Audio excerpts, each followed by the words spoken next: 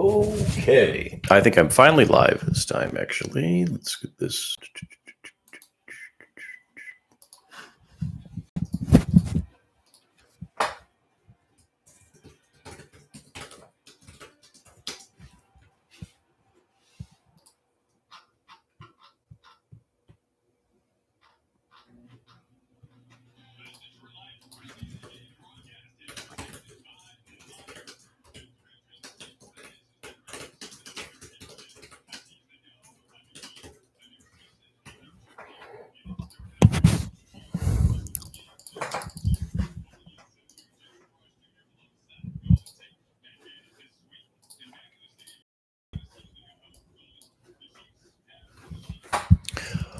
Okay, we are live, I think. So if anyone's watching so far, I think the chat's fixed. Had to restart it. The chat broke before, which is great stuff. So we're already off to a bang here. I've got one person in here, I think, but we're going to keep going here. Let's see. You got to bear with us here as we start all this new. Hello, everyone. Welcome on in. Lions Chiefs live stream. We're going to do this once we hit Patreon. Every week is the plan to do this for every game. I've got live stats here. If anyone has any suggestions to do otherwise for the screen share, maybe we'll get some clips as well as we go. But this is just my idea to kind of talk and chat as the game sort of happens. Obviously, I can't show the game in here, so you guys will have to sort of figure out your own way to do it. Colton, I think, may stop by. I'm not sure. I'm not sure if he can get in here or not. We didn't really talk this over. We just sort of did it on a whim. Actually, I'm going to let him make sure he sees this.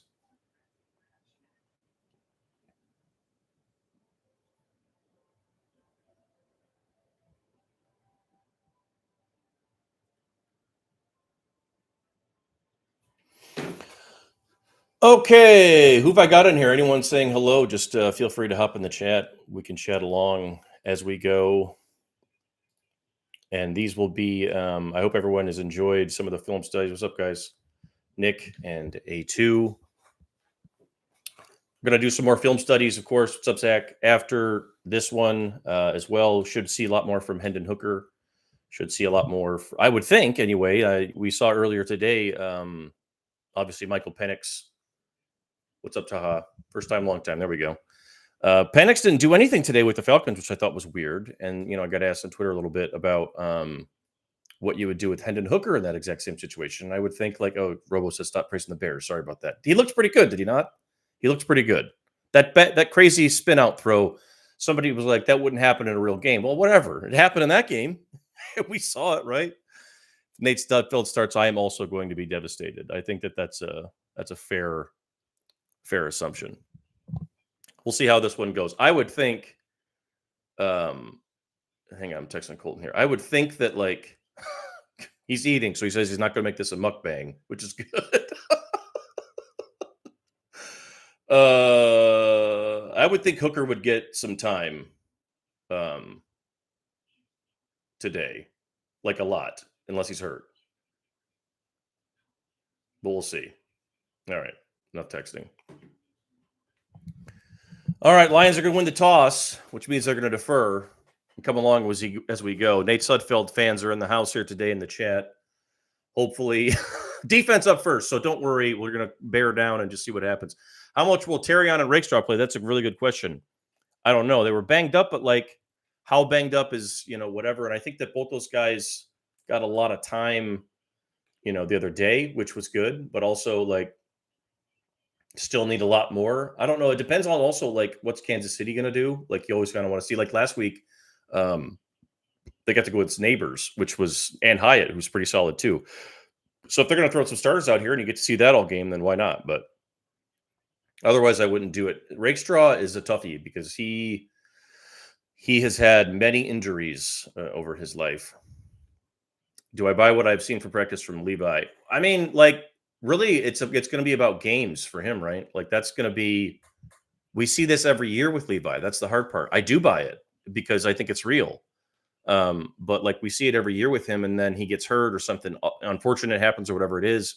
But I know the guys really want it to happen. As here we go underway here, Lions Chiefs. And he's a terrific athlete. I thought he was a better prospect in terms of like athletic, whatever, Levi than Aleem McNeil when they made those draft picks. So like, I don't know if Levi can ever figure it out, man. Like, that's a heck of a. It's almost like a free agent signing or something. I don't know. All right, yes, JC, my man, love it. We will have the new show here soon. We're just waiting on a logo and a few other things, and then we'll do a lot of film studies. We'll do, obviously videos, and then 2 shows a week. Mahomes is playing, by the way. How about that? Pretty wild. Kendall Vildor getting in there already. So Mahomes is going to get some time here today, which I did not know was happening. How do I feel about not playing starters in the preseason? With the Lions doing it, I actually have no issue with it at all. They have. Like I said, I'm a little surprised with that Mahomes is playing because Goff. I don't think Goff has ever played in a preseason game since he's been here. He might have played in one his very first year, but it was, and I think they only did it because the fans like needed to see somebody, whatever it was, whatever it was. So like this is a Dan Campbell sort of theory. I think he wears them out a lot in practice. They go hard in the joint practices. So they've never really done that with a lot of some of the starters will play, some of them won't. Obviously today, like Aiden Hutchinson, I don't think did much his first preseason either. Panay, same thing. Doesn't surprise me at all. And also, look, the Lions have people underneath that need to fight for jobs. Like you see some of these guys out here, some of these linebackers in particular. A lot of these guys played last week. I don't see Terrion out there.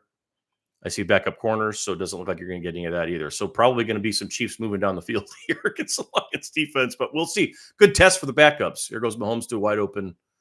Is that my guy there? Is he wearing number 1? It is Worthy. Oh my goodness. Of course he's wearing number 1. Is that not perfect? Xavier Worthy. There he goes. My Michigan folks in the chat, remember him. I did a story, I was going to have a whole thing ready to go on Xavier Worthy that went in the trash can when I was still writing about Michigan when he left everybody, by the way. His high school coach was amazing. He had some great stuff on him. Really fun player. That's not a fair matchup there.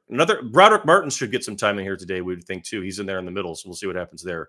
But again, like I said earlier, these are all backups, so I don't think we're going to see a whole lot of great stuff coming out of these dudes, out of the back end here.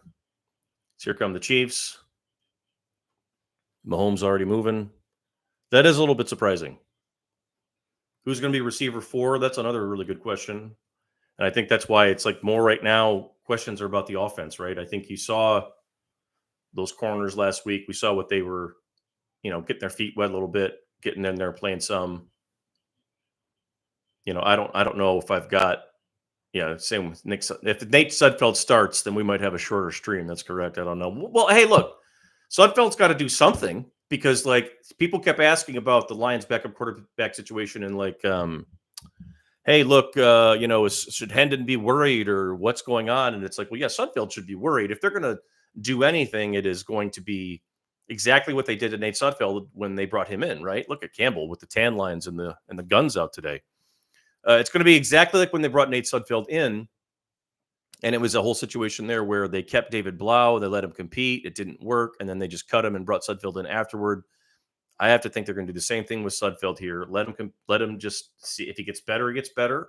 If he doesn't, he doesn't. I think they still want to go with 3 quarterbacks to start the season because you don't know what Hendon can do. That's all about if this changes here today and maybe in a couple of weeks. But based on that last game, I'm not sure we all know about that. Yeah, it sounds like KL said. It sounds like Terrion and Ennis are ready to go for week 1. So I wouldn't worry about as much, but that is kind of a bummer where it's like you still would like to see them get more reps in there. Ennis, I'm almost fine with sitting down. He looked good. I thought Ennis looked really good. I think Terrion actually had a few things that he could get better on in terms of physicality, and he needs to get back out there. I think he play a little bit more. But Ennis plays so hard and has been hurt before. And, we know what we say about hurt guys staying hurt, right? So, like, that's one where I don't mind if they sit him down some. Yeah, hopefully the offense can actually do something. The weather sucked last week, and that was the case for both sides. So, nothing wrong with that. Hey, held them to a field goal. How about that? Let's see here. If we've got any defensive, no, not up yet. Where are we at? I'm all over the place. Let's just go back to here. I haven't used this thing in forever. So Lions actually do get a stop. How about that? 3 of 6, 59 yards from Mahomes on the first drive. Kendall Vildor has been active. Any Kendall Vildor fans? Kendall Vildor is like hanging around. He's the guy that I'm telling you right now. I'm not gonna call this. Yes, I'm gonna get Brendan on here one of these live streams. Not in preseason though, probably.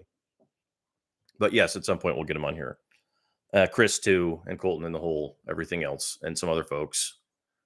Kendall Vildor, sorry, is reminding me of the guy that everybody curses and can't stand because he was terrible down the stretch last year and everything else, and had his rough moments. But he's hung around. He's had what you wouldn't call a bad camp, and he's active here early in this game. He's the type of guy that it wouldn't shock me that if you'll just forget that he even exists, and then in like week 14, he shows up and makes a play out of nowhere, and then saves a game, changes a game, does something like that. I don't know. What's everybody else's concerns?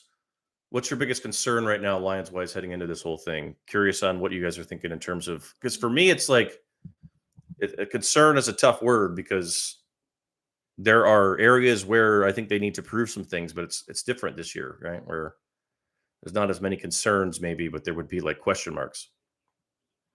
Wide receiver 3, yeah.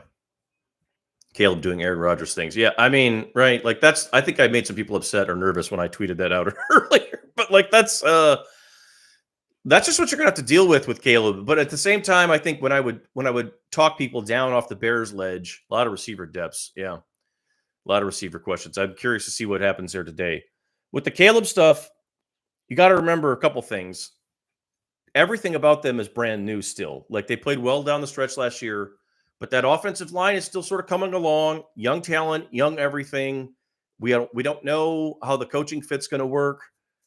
Like, and if it doesn't go well, like if it's a struggle bus season and they blow it up, then the whole thing, right, has to go. So as good as he looks and as scary as he looks, I don't know if I would all the way crown it into a Rodgers situation yet, right? Like I think that's the thing where people start to pump the brakes. But he does look fantastic. I mean, he's a phenomenal talent. It'll be fun to watch him. You just wish maybe for the Lions it wouldn't have to be twice a year. DeAndre, what's going on, man? Yes, back to the we're gonna get Brendan on here at some point.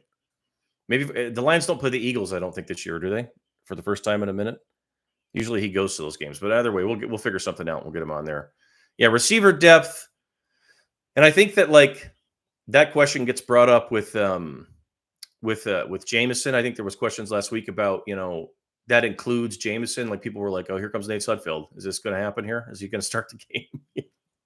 I don't think that the receiver depth question should include Jameson necessarily. I think it should include him to a degree because we don't know. We haven't seen quite yet. Yeah, I don't think he would either. Survivor Lions Eagles live stream. We haven't quite seen the whole deal yet from him of how he's going to perform. But I do think if you've been around the team, since the end of last season, since really like Halloween of last year, if you've been around the team at all, you've seen a different person. And I think that's reliable. I think that's something you can lean on, is Sudfeld is in fact getting the start and immediately taking a hit and throwing it a completion. So that's great. But I'll have to start here with Nate Sudfeld. So I'm not sure but like we said earlier, they have to figure something out with both Nate Sudfeld and with Hendon Hooker. So I would have started Hendon Hooker today. Like I said, I would have given him the whole game because to me, I still think that there's guys on the street here. There's not going to be a Teddy Bridgewater walking through the door here to save him here, situation. But at the same time, you can find a Nate Sudfeld at the end of the year if he's playing so poorly. You still need to figure out if he's got anything in him, if he can do anything at all. Like he's had days where it doesn't look horrible. He's had days where, yes, you can curse in the chat. It's fine. Where it's looked, whatever, but there's a decent completion. But again, the ball's too high, it's coming out, and he's tapping his feet, and it's wobbly. And it's like those are the things right there where that's why you're a backup quarterback, but also, you'd like that to be a little bit easier, I guess. Like when you watch Teddy or one of those guys play, it's just you're not asking the backup quarterback to save the day. You're just asking him to be simple and smooth and just can we stay on the field for more than 3 plays and give the defense like a breath. That's kind of like the minimum. Anything after that is gravy, right? There you go. First down, Tom Kennedy. Get rid of the ball. How about that to all the haters in here? First down, Tom Kennedy helping out Nate Sudfeld, moving the chains, those easy throws. No, yes, and that's DeAndre. That's exactly what it's got to be. Is like when you got the backup in a real life situation and he's in a real game, you're not doing anything crazy. Everything's vanilla, everything's quick and simple and whatever. Just get out of there and just take advantage of what they give you. But I think sometimes we look at these preseason games and we put way too much on the backup. We do this because we do this every year, do we not? We do every team does this, with does this backup suck? Because the Eagles are doing it right now with Pickett and the kid from Stanford. So it's like you got to find out, you got to see, you got to put these guys through these situations, and that's also maybe why they're doing that with Sudfeld. Maybe it's one of those things where he played pretty poorly last time. We'll see what happens, coming out if he wants to bounce back. If he doesn't, then maybe you have your answer. And maybe this is the type of game where Sudfeld's kind of job on the line here. We'll see. Colby Sorsdahl with a nice block. That's a guy to watch today, too. 75 out there playing tackle. He was up and down, I thought, last week. And I'm curious to we'll get the deeper look at him after this. But I thought that's good. Get on the edge there, and he's moving McDuffie. He was up and down last week, and I thought he was a guy that needed to have a big camp and needs to have a big camp, continues to be on that list, I would say. Sorsdahl getting some time at tackle after playing a lot of guard last year, was a tackle in college, of course. People remember him as oh my God, Sudfeld right into that's not even, see, that's where I feel for Donovan Peoples-Jones and receiver 3, right?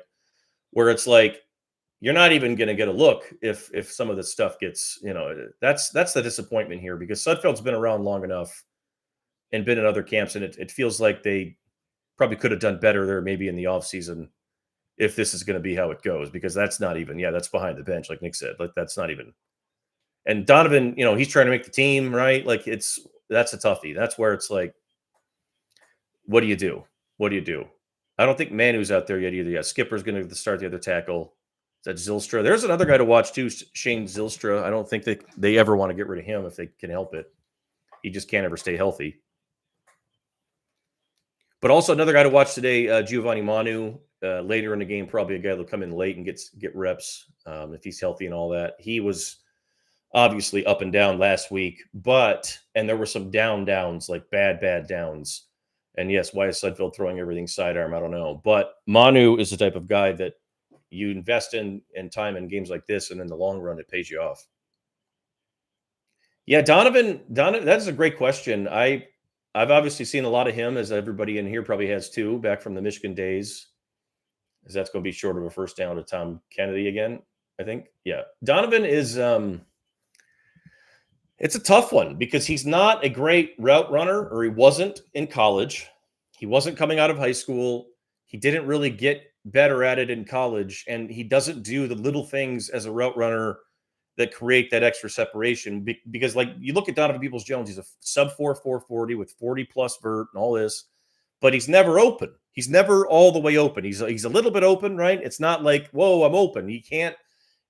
I don't know if I saw him make a contested catch at Michigan, right? Like, it was one of those type of deals where the little stuff that you see a kid like Fountain up there who's in the game and they like him a lot. Yeah, full start. This thing's going to be probably punted here, I would imagine, after this one. But that's the thing. That's the difference with Donovan. Like, he was in a decent spot with Cleveland when they were just pounding the ball and letting him run off play action and just run go routes and, deep posts and stuff like that. And he can block. He's gotten a lot better as a blocker, but it always looks like unfulfilled potential just because he's just never been what we would consider, a detailed route runner. And I think that's where it comes down to. That's the hard part for a guy like that. No, Mahogany, I don't think he's in the building. He was in the building earlier this week. I don't think he's out there yet. I think he had to still pass some physical tests and all that sort of thing. I don't know. I think this is going to be how it plays out here. I don't know how the rotation's going to go here with Hooker and Sudfeld, but at the same time, like, see if Twitter's saying anything. Somebody's got to, because he needs time. You know what I mean? Like, there's no other, and he needs time with your best idea of, yeah, he's playing, he's out there. He was running out of the tunnel. So I would think that he's going to be in here at some point. And I have to wonder too, last week, guys, like, remember he got hurt. And he got hurt pretty quickly. Like, I wondered if they were going to give him, what did Sudfeld get the first quarter and Hooker came in the second? I wondered if that was going to happen. They were just going to give him the whole like second and third and fourth quarter, and then he got hurt. And I saw somebody earlier in here talking about the running, which is, you like that he can get out and run. But part of the reason why this is the double-edged sword. Part of the reason why he needs to play is because he is running too much. He's pulling the ball down too much and getting out of there too much. And needs to see live reps against a real defense that's not his. And that needs to continue here. But 4 for 6 for Nate Sudfeld on the first drive, 20 yards. It was worse last week, so you'll take that, I guess, if you're Nate Sudfeld, but nowhere near good enough, as we know. That is a tough situation. Does anybody have any quarterback, other than Teddy Bridgewater, who would you want them to get in terms of a guy that could join? Because it wouldn't replace Hendon Hooker, just like an old guy who could be with Hendon Hooker. Yes, and DeAndre says he needs to learn how to slide, is right. An old, there's got to be somebody out there. It can't be Chase Daniel because he works for us now at The Athletic. He's retired. So it can't be him. There's other people like that, though, that have been around, that have played in games, that have started, that are not trying to, I don't know if Tannehill's available, Tom Brady, TB12, but a guy, maybe it is a guy like Tannehill, I don't know, but a guy who's really actually started games. That's the thing that Teddy had that helped Jameson and helped a lot of other guys last year. And that's what Nate Sudfeld doesn't have. And that's what David Blau never had. And that's why, because they're fighting for their life in the preseason. Every throw is like the biggest throw of their life. And when you bring in a guy, Sean Hill is we could laugh, but that's a great example of one where it's like, this guy's been in games. It's not too big. It's just preseason. We're just playing. We're going and we're backing up and we're not worrying about it. And they haven't had that here in a minute. And I don't know. Yeah, Tom Brady. Maybe he can come down from the booth. But that's the difficult part, because I look at these backups and so many of them, it's like they're just trying to fight to stay in the league and they haven't already established themselves as any kind of a whatever worth it. But you also don't want to be spending a fortune. Potential game-winning drive. Who would you choose between Tim Boyle and Sudfeld? And why is it Jack Fox fake punts at every play? Well, you might want to just put Fox in under center, as we know he can throw. So it wouldn't be Tim Boyle. It would be Nate Sudfeld. I can tell you that right now, because he was just 4 of 6 for 20 yards on that drive. Tim Boyle would have been 1 of 7 or 1 of 6 with 3 throws right down the middle, 60 yards as hard as he could do it. You would talk about a guy that was constantly trying to win the starting job with every drop back in preseason. That's what you don't want. You just want a guy that's just settling down and playing football. So that was better from Sudfeld than what we saw in the first game, for sure. The first game was one of those where you're like, what are we doing here? Felt like it was going backwards. Mahomes to the end zone. Oh, Brandon Joseph around the ball again. That's another guy I like. Look at him. Worthy can't get in front of Brandon Joseph. There you go. Or is that, I'm at the wrong guy?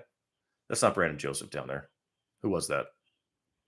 Is Blaine Gabbert worth a damn? I don't know. Good question. Whether that was not Brandon Joseph. Sorry about that. Who is 30? Is that Vildor? That's not Vildor. Why am I getting that wrong all of a sudden? Either way, nice coverage there on the back end.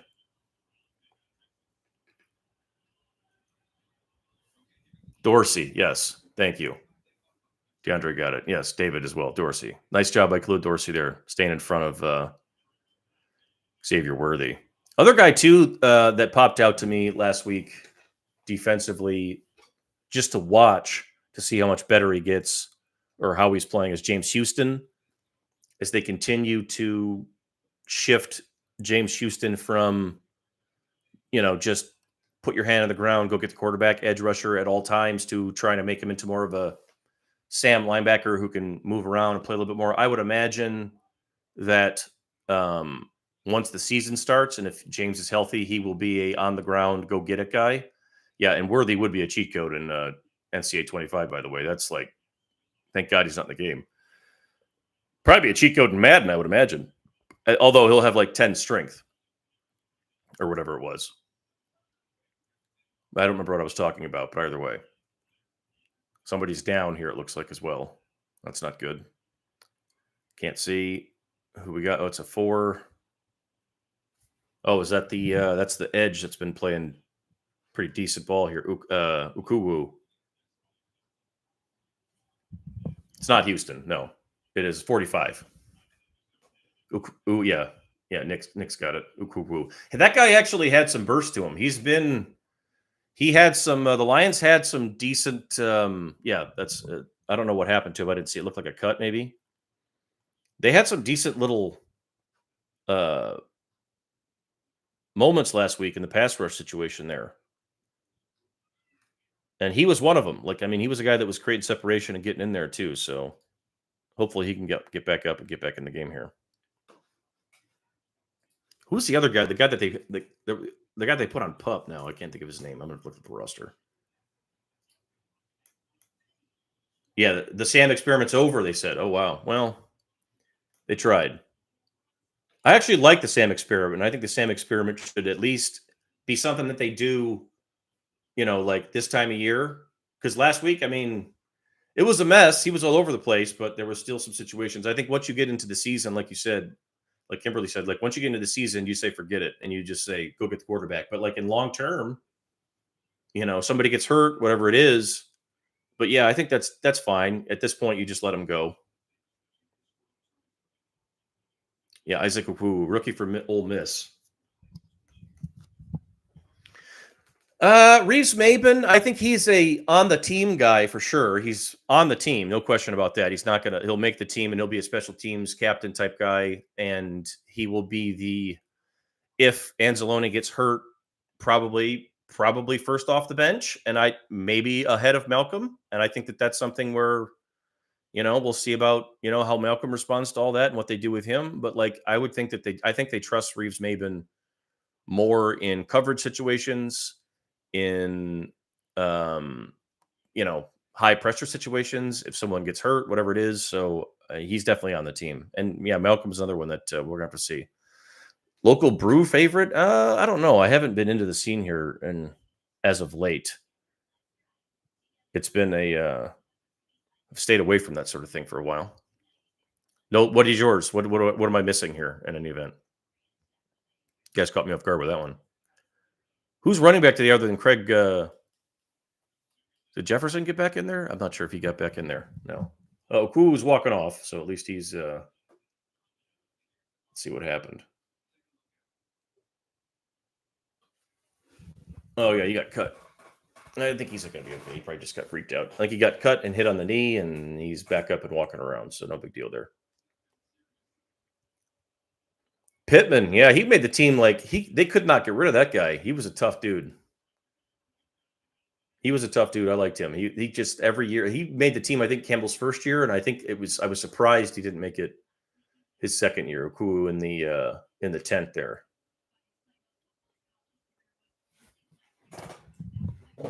Who's been playing better, Vildor or Rakestraw? Rakestraw, absolutely. I mean, I think that the situation with Ennis is as much like caution. Like I said earlier, like he's been hurt a lot in his career. He was hurt a lot there at Mizzou, and I think he was a little bit dinged up coming in, like from the offseason. And so my guess is that all things equal and they're healthy, Terrion Arnold and Ennis Rakestraw will be your starters. And I don't know if Vildor's here if everybody continues to stay healthy. And yeah, why is Robertson in the game? I'm not sure because he's obviously going to play as well. But I don't know. That's one the corner situation here has been weird, and it's not just been the draft thing. It's not just been Holmes didn't spend draft capital on it until this year or whatever. Aaron Glenn's sort of, we got a behind the back. Oh my God. Hope everyone saw the behind the back. Oh, that was good. Pretty good. Behind the back shovel, they set the whole thing up. That was 8 yards. Anybody remember the time? I think Patricia was still the coach, and Kelsey did the behind the back to Shady McCoy during a game in Ford Field. That was actually pretty awesome. That was pretty good, though. Pretty good. I could do that all day. That's right. Oh yeah, good point. But that's like, so it would be a RPO. We'll have to go look at the RPO line, right?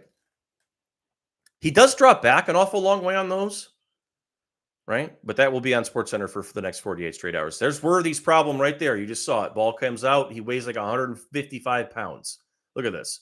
He barely gets hit. Brandon Joseph, again, around the football. Nice job. Get your face on the ball. You like that from him. But that's the issue with Worthy right there. Like, he is very small. I mean, it's going to be difficult for him to get off any kind of press. You saw right there, Joseph just gets his face mask on the ball and the ball's out. You got to get on that, but nice job by Joseph getting around the ball. See, this is where I get, why is Mahomes, get him out of there? They're going to play him for the half? That is nuts. That I doubt that. Maybe the other guys. We'll see about Mahomes. Here we go. Look at this. Again, strength. He just shoving him right out of bounds. That's not going to work here. And he's 6'1", and I think that's like deceiving with some people because he's a little bit bigger, but, is what it is.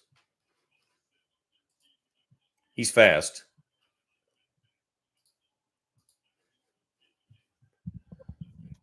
Who's this dude? 42. Oh, boy. Yeah, the Kenny Galladay touchdown. I remember that one. That was also the one where the fumble, Lions had the ball all the way down going in the end zone. Is that I don't know if that was the Galladay play. It might have been a different one where the ball goes on the ground. The refs didn't know what was going on. Chiefs guy picks it up. It might have been, was it Speaks who was playing I can't remember. Carry on fumbled. That's right. And they returned it the whole way. The whole crowd had no idea what the hell was going on. Neither of the refs. It was a huge mess, and it totally flipped the game. That was also the last stand of Matt Patricia. That was the end. I told Chris Burke and I talk about that all the time. They had them 4th and 10 in their own territory. Under a minute to go to win the game, and Mahomes scrambled out because they could not get out of that 2-man, and that was it. That was the end of it. Patricia never recovered. There's a nice play by 50. Actually, the Lions have done a nice job getting after Mahomes here. The backups, Pascal's in there doing a nice job. You see Betts in there as well. Betts is still hanging around. He plays his ass off. You can see on every single snap. So, hey, they've been around him the last few snaps. That'll be a good one to go back and look at on the film. Like, some of these guys, I think, have had a nice little quarter. Betts I've seen in there a few times now. And he's we talk about James Houston as a Sam. You don't really need him to keep worrying about the Sam if you like a guy like Betts who can maybe do it long term, right? Who knows? I like a lot of their different pieces they have up there. And I like that Kelvin Shepard is the guy handling it too, because I think that's a really hard position, that Sam spot. It's like tight end on offense where you're trying to learn 1,000 different things. Yeah, Pascal, Robertson doing a nice job in there. That was good. That was a good series. That was a good job. That's two Mahomes series and 2 field goals from your backups against the Chiefs starters, right? With Kelsey out there. And I don't know if it was the whole line, but you'll take that every day, man. That's pretty good. And that's what we're talking about, man. Like, it's not the old days anymore with some of these dudes on defense here. You know what I mean? Like, Reeves Maben's a nice football player. I like Brandon Joseph a lot.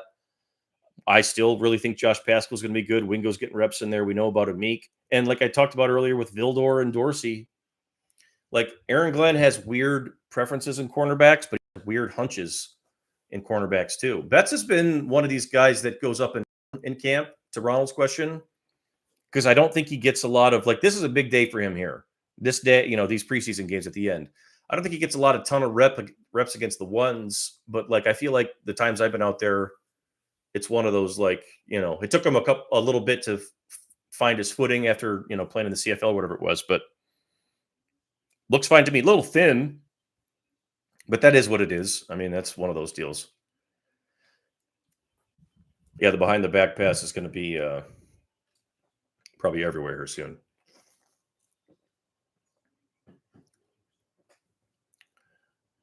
Our backups could have won the They could have at least stopped Mahomes twice last year, maybe, it apparently seems. So you'll take it. And now the question is Hendon Hooker going to get any time, or is this going to be Nate Sudfeld until the end of the quarter?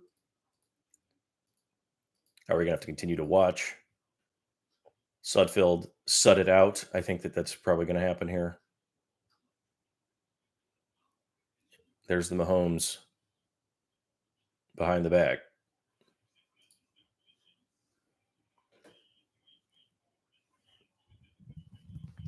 Yeah, man, absolutely, Ronald. Anytime. These are that's what these are for. I think we'll do these, and I don't think we'll do the whole game today, probably because it's going to get pretty thin at the end. But I think during the season, the idea is to just do it for the full game.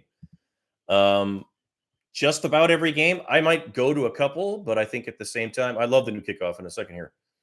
But at the same time, I think I'll probably try to do most of these from here. Colton is going to obviously be at every game, so Colton and me will be on the regular show on Wednesday. We're going to do Wednesday show. Throughout the season, I think that was the date we picked. So we'll try to do Wednesday morning, up in the morning. And oh, geez, fumbled kickoff. That's not good. Who fumbled that? Calhoun with the fumble kickoff. I think the Chiefs might have got that back. They say they do, and they not sure. We're fighting hard, and I think the Chiefs have the ball. Yes, they do. So fumble kickoff. That's not good. And to Brownie's question, I guess we'll get back to the podcast format in a second. I love the new kickoff because of stuff that we just saw. Like these are things that, and again, this is a good time of year to do all this, to have all these mistakes and screw ups.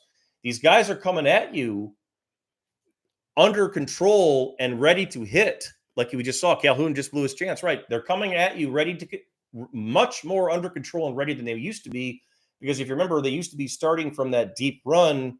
And when you're at a dead sprint and you haven't maybe been hit, you're still out of control. When you have just barely gotten off the ground, it's like a running play. It's almost like a running play. So if you're not careful with that ball, you're not high and tight right away off the shoot, it's going to be problems. This is going to be a thing in preseason. I mean, it's going to be maybe not just the fumbles like that, but weird stuff is going to happen in preseason. Oh my God, Carson Wentz is in the game. The ghost of in real life form.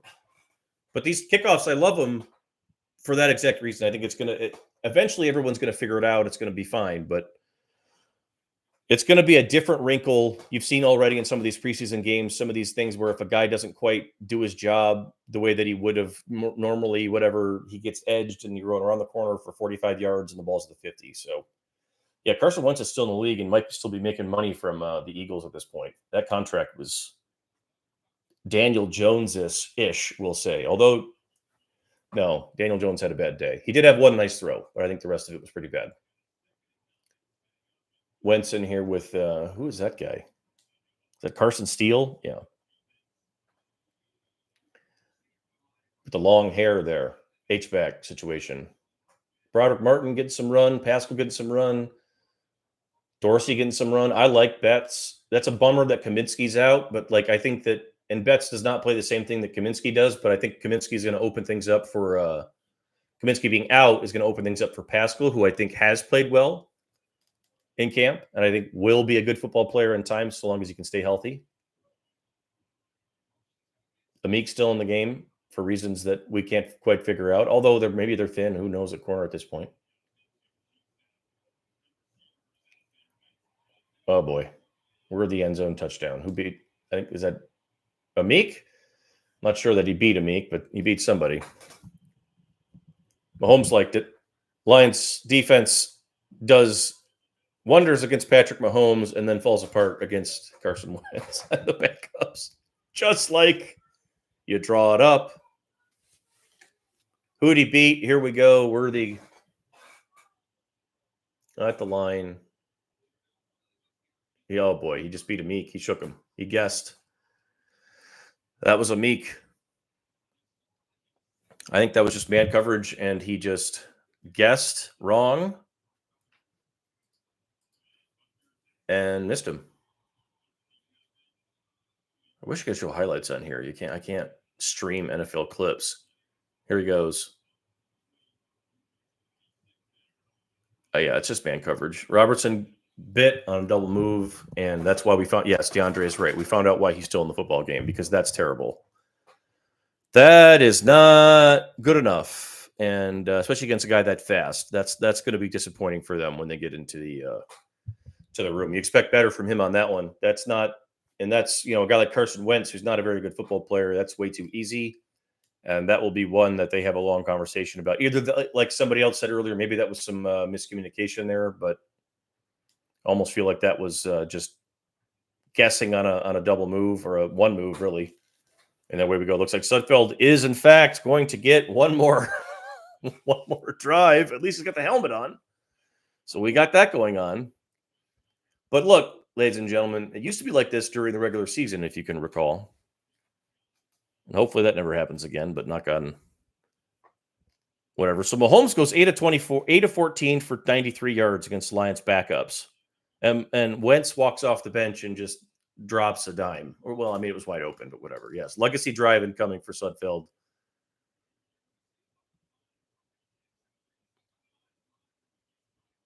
Yes, I'm sure they have.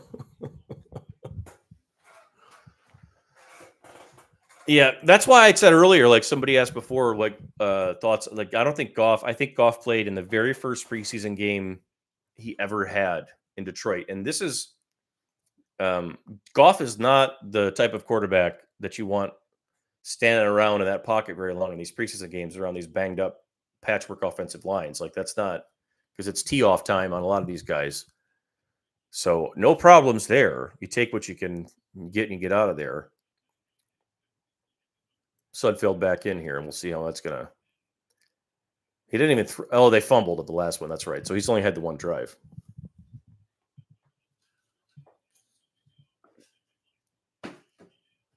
Hey, there you go.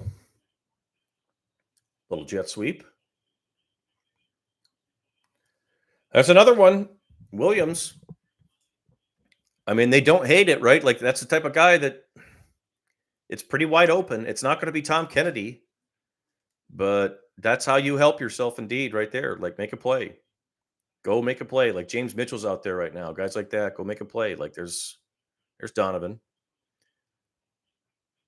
That's another like and that's exactly kind of what I'm talking about, right? Like see how he caught the ball there and it took him a minute to do anything with it. He catches the ball, it's in his body and we're not doing anything. Like this guy with crazy speed, crazy explosion. It's just it's one of these things, coordination, whatever it is. He's a hard time transitioning.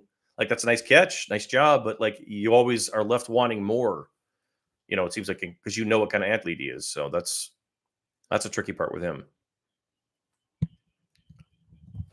Yeah, and I think he may be at this point. Who knows? It's probably not the exact same player. There's James Mitchell. Nice little ball from, that's the James Mitchell I remember from college before the knee injury. Had a nice little put the foot in the ground. Skipper's hurt. Oh boy, that's not great. But that's a nice little play from Mitchell there. Put the foot in the ground, make a catch with your hands, make a guy miss. I hope they don't give up on James Mitchell. I hope that he can do enough to make the team. I think there is a good football player somewhere in there. And I think this is a good place for tight ends in general. Brock Wright's been awesome.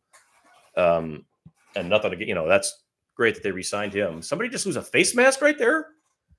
I think Sione Vaki just lost his face mask. I'm not sure I've ever seen that before. I think it fell right off. Are they going to replay this? That is new. Here we go. Oh, no, we're not going to see it. Of course, we're not going to see it. Somebody knocked Vaki's face mask off, so that's interesting. But he is getting run. That's good to see. Anyway, James Mitchell, before he was hurt, I thought he was the perfect type of tight end for this offense. It just hasn't been. He's been hurt in camp. He's been hurt in seasons. It's one of those type of deals. Yeah, he's got to stay healthy. It's been a constant barrage of injury. Feld 6 of 8 for 38. Much better than it was last week. I mean, and this is if you can envision yourself saying, you don't want to ever think about the worst case scenario in a in one of those types of in an injury situation, right? Where it's like if Goff were to get banged up and has to miss like a quarter or something, like I think Nate Sudfeld is the type of guy that if he's under control is good enough to get you through that, but he's not good enough to probably get you through a game. And that's the difference, right? Where it's like he can get you through patchworks, small things, little things, but probably not anything that's going to be of any substance. I wouldn't think anyway. Yeah, I don't know what happened to the face mask. I'd like to see a replay on that one. Like maybe somebody on Twitter's got that. Like that thing just fell off. Like he was standing up. I don't think he got hit. Here we go. No, wrong one. Yeah, it just fell off. I have no idea what happened. Everyone is just tweeting about the behind the back pass everywhere. So there is that. And yes, I think Sudfeld has been. He stood up without it. Yeah, he just stood up on the ground. I think it was on the ground. I don't know if like the screw came off. I mean, they do screw off, so I wonder if somebody hit it just right and it popped right off. But I have not seen that before. That is different.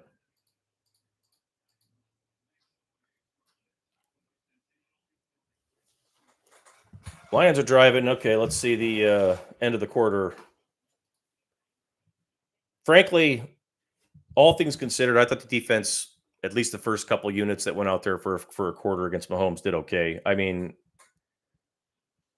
they got up one run that was a worthy run. They didn't do anything on the ground. I think Mahomes might have had one decent throw against them, whatever it was. They made him run around a lot. They got back there on him a few times.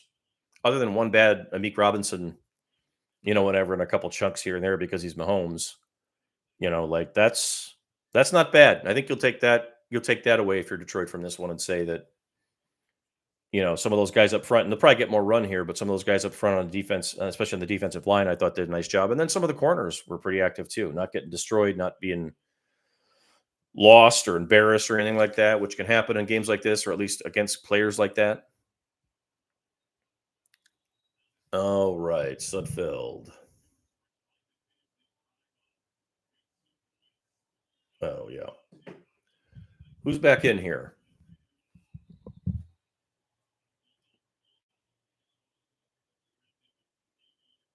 Sorry, I just got my. Oh, we got a text.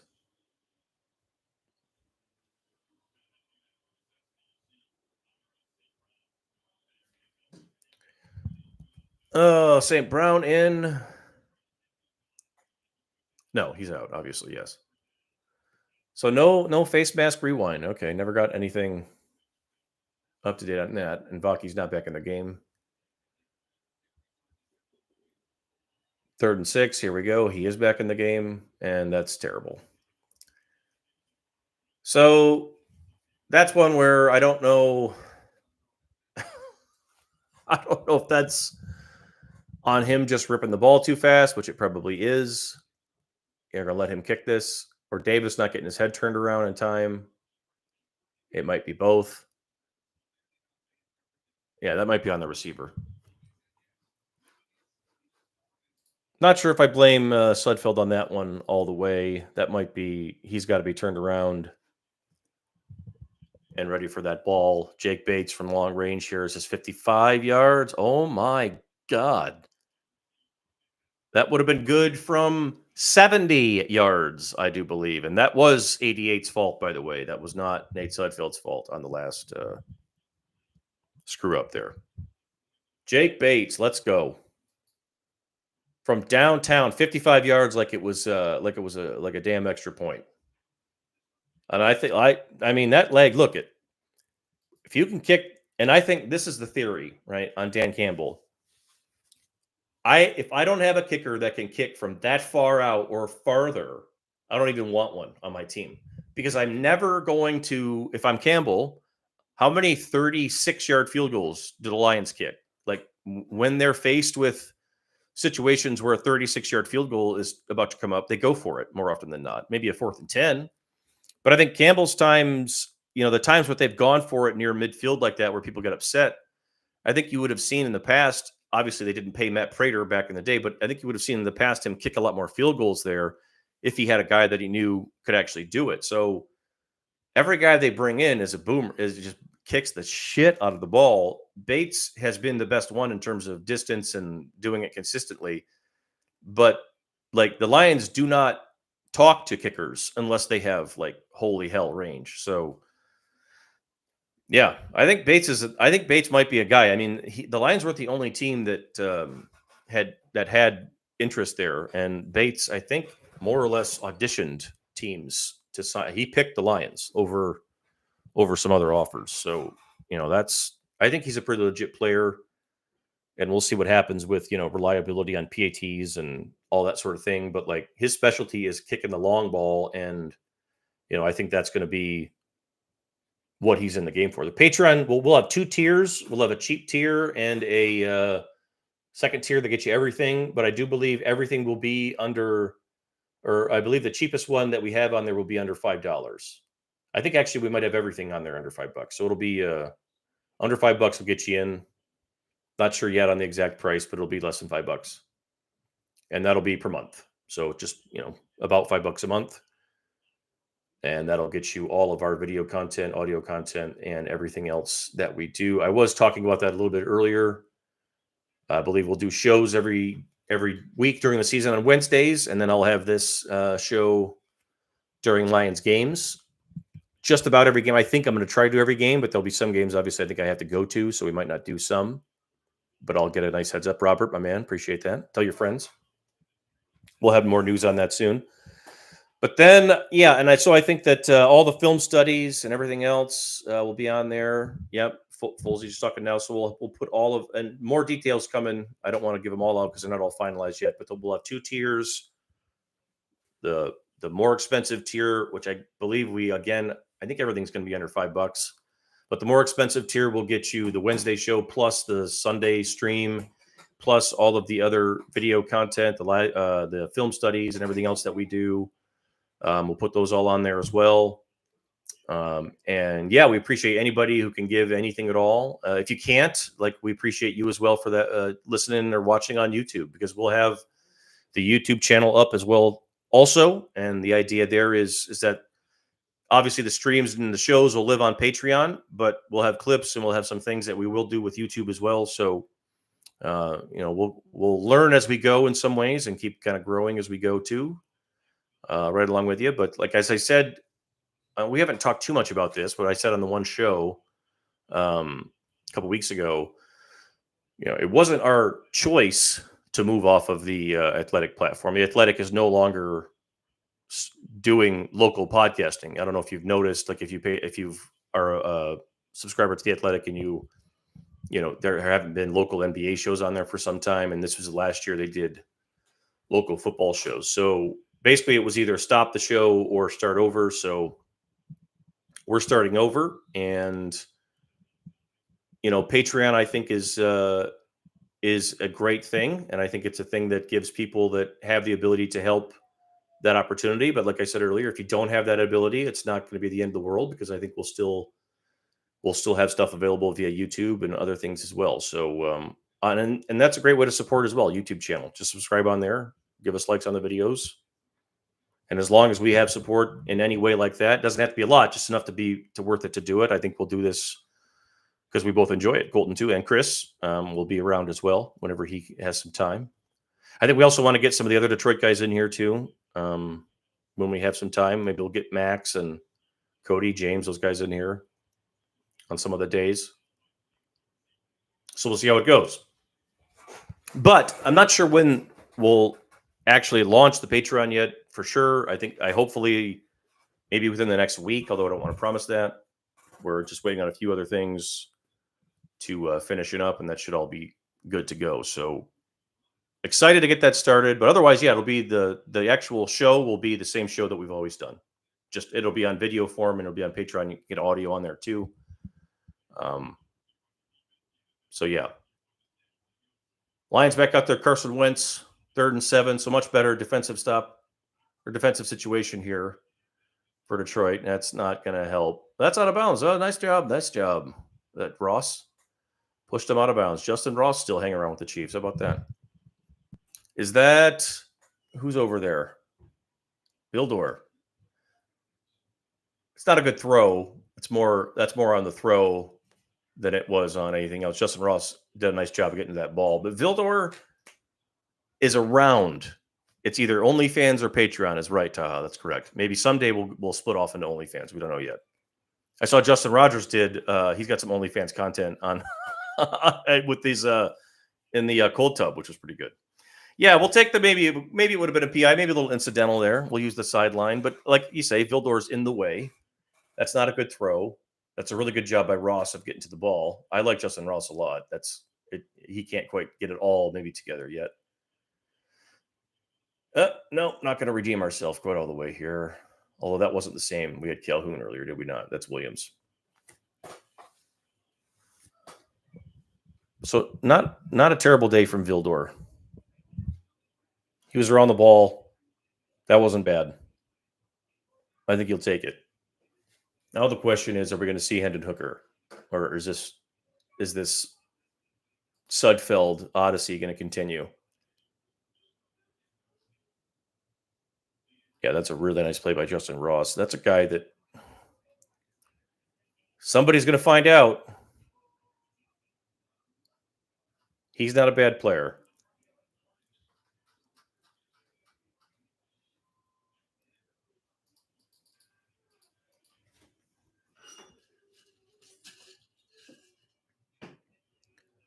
Okay, who's coming in here? Is it Hooker time? Or is it still Sudfeld time? 6 of 9, 38 yards for Nate Sudfeld. Somebody asked, is he going to get over 6 yards per attempt? No.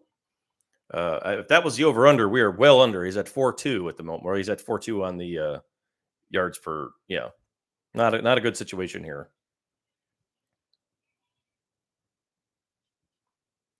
It's going to be, you feel it in his bones. Sudfeld the second half. I hope Williams can stick around too. I like him. And I think if he's the type of guy that if he doesn't stick around on this team, he's going to be somewhere else. And we talked about that last year when camp got like halfway through. You could tell that the Lions' talent level was so much higher than it had been, that they were going to cut guys that were going to make other teams. And I think that, again, you have a situation where, especially some of these receivers, because no one has stood out and no one is like taken the thing by the horns, but all these guys can play a little bit. You know what I mean? Like all these guys have something to them. So it's been super interesting to watch.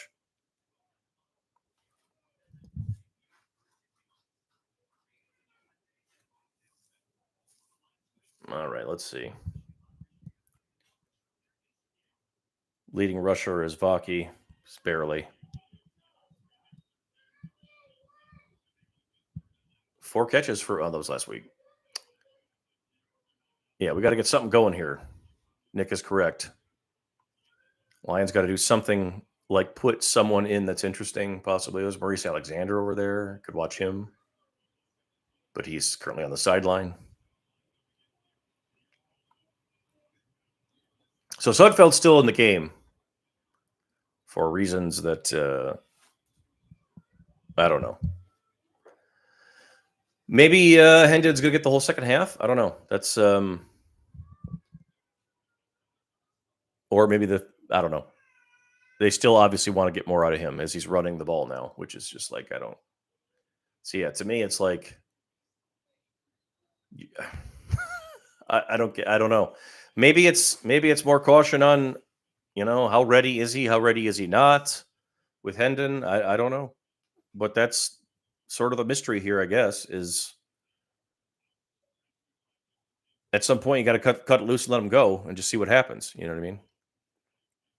Yeah. What are we doing here is right. I'm not sure why he's still taking reps with anybody like these guys out here. Like, why is Hendon because this is essentially your starting line for the day. And I don't know if these guys are getting the whole game, which maybe they're going to get a lot of it. But yeah.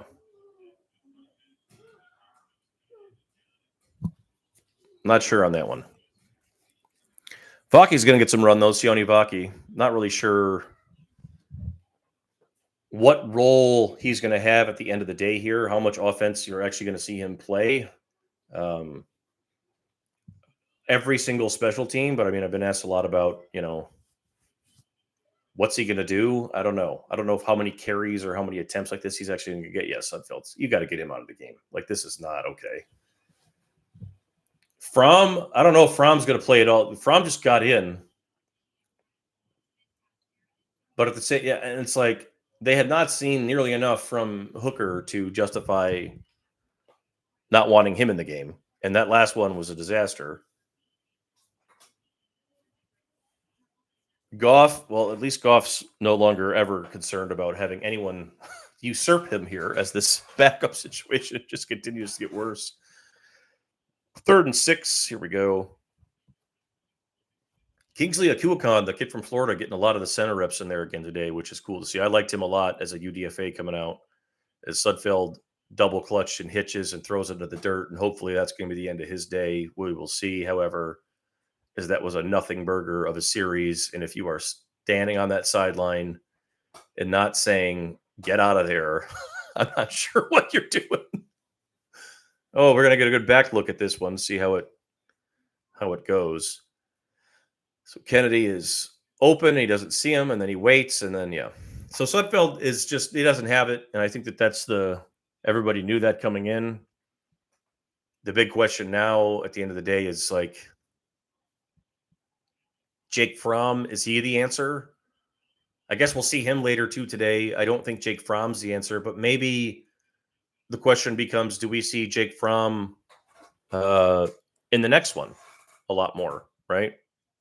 Like they've done some weird things over the years with these backups in preseason, so I'm not sure how that's going to play out. But I think I'd be done with Nate Sudfeld for a minute here. I mean, he's had enough reps for a good while, and none of them have gone well. So,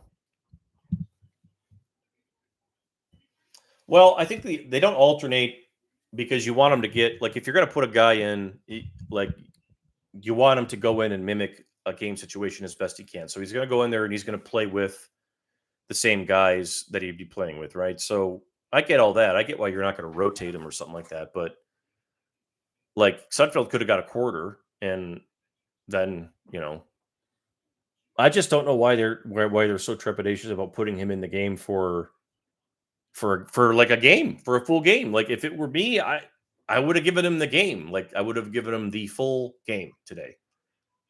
But that's I don't know. I'm not in there either. I what we see in practice from him is quite frankly not much different than what we see from Nate Sudfeld, in terms of he's not doing anything whoa, but he's not doing anything crazy. He's not taking many risks either, and it's pretty controlled. And he's with the backups, and he doesn't get a chance to, So that's why you got to play. I would not rather watch more campaign ads, Todd. I would not. I'd rather watch Sudfeld or Carson Wentz, maybe we'd say on that one. But yeah, I don't know. That's a bit of a bummer, but we'll see.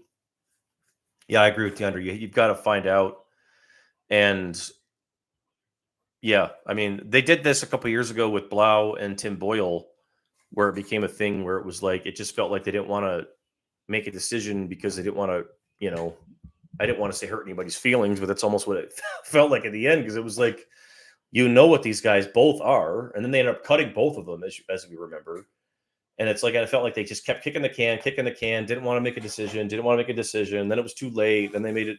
Last year, they clearly had a plan to bring Teddy in, and now Sudfeld's back just because they sort of know him, and it's just like.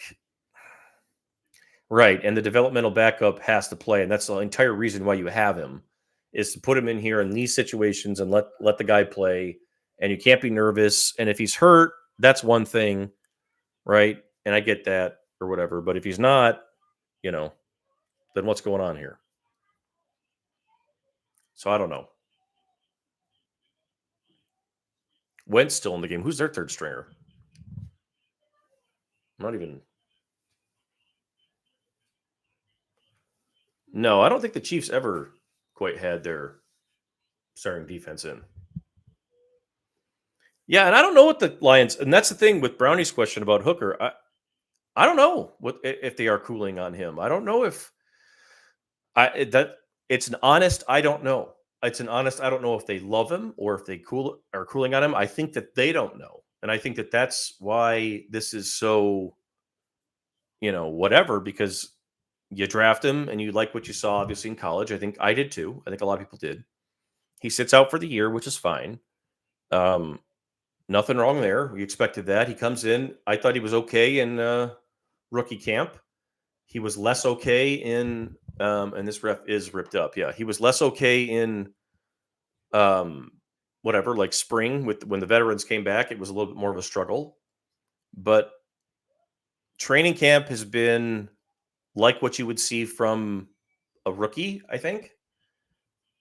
But like, yeah, he's got to play in these games. Like Tanner McKee and Kenny Pickett got a lot of reps yesterday. Like they're young quarterbacks that have to get in there and play. Like, and Kenny Pickett's going to get another start, I think, even though he looked like absolute garbage in the other game. He's got to go play, and like even if he's so, I don't know. They are though, and this is guys, like the one thing I would say, and the one I'm not trying to make an excuse. Sorry, my hat's falling off.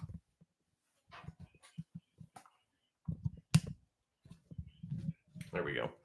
I'm not trying to make an excuse, but if you remember back to all the times they've had injuries with young players, draft picks, Jameson, anybody else who's young that got hurt, they take and they baby them along.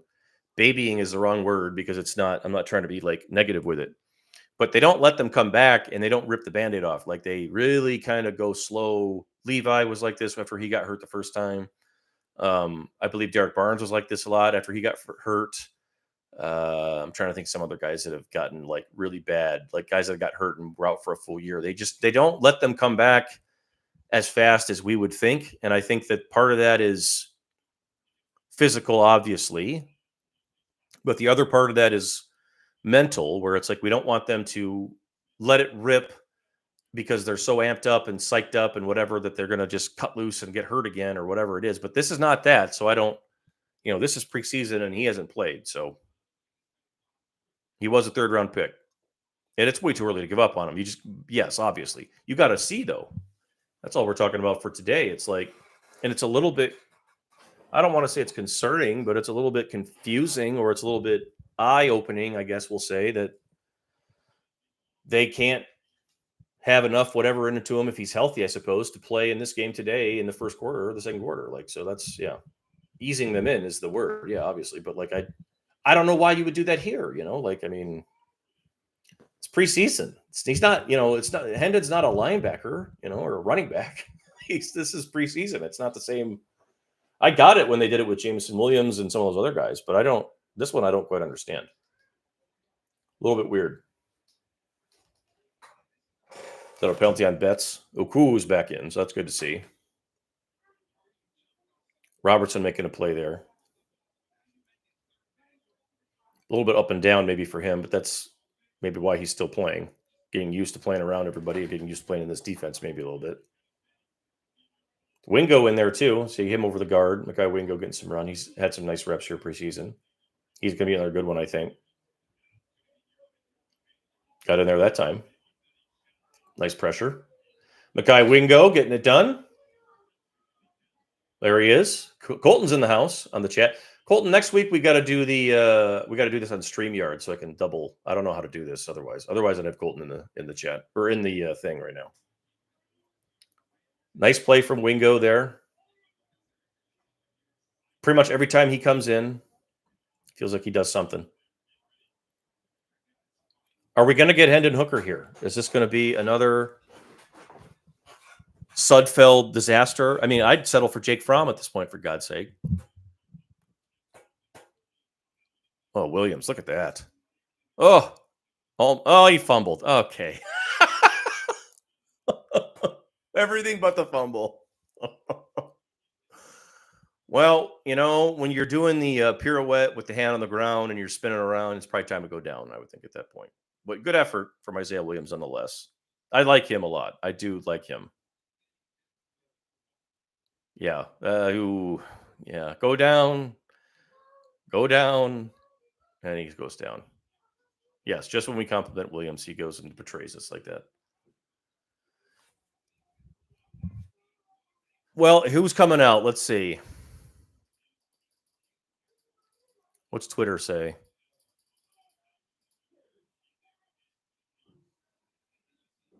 No. Still Nate the Great. So clearly, he's going to get the half. I think that's what we're looking at here, or at least he was going to get however many drives they pre-planned.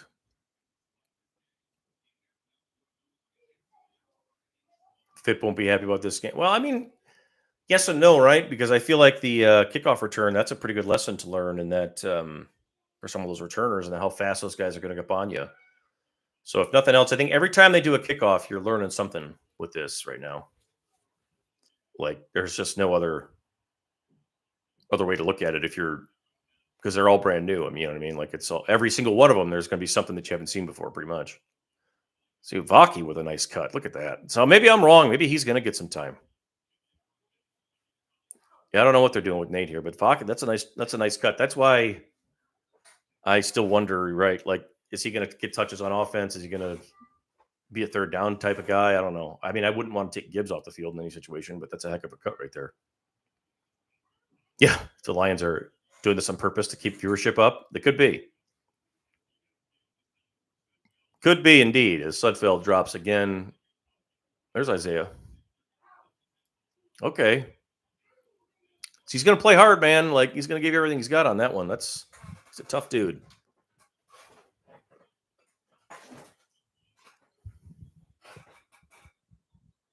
Catches it with the hands, got out in front.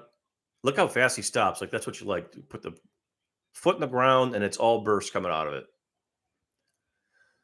He might be a guy that you got to find a way. Maybe you hold your breath if you have to end up cutting him, that you can get him back on there. Because I agree with everybody in here. He's a nice, he's fun. And I mean, look at the rest of the guys you're talking about. Like if you're starting to compare, does anybody else make a play? Right? There's a nice throw from Sudfeld. There you go. How about that, Sudfeld haters? What was that? 61 yards to the house. Did not see that coming, Caden Davis. Did not see that coming.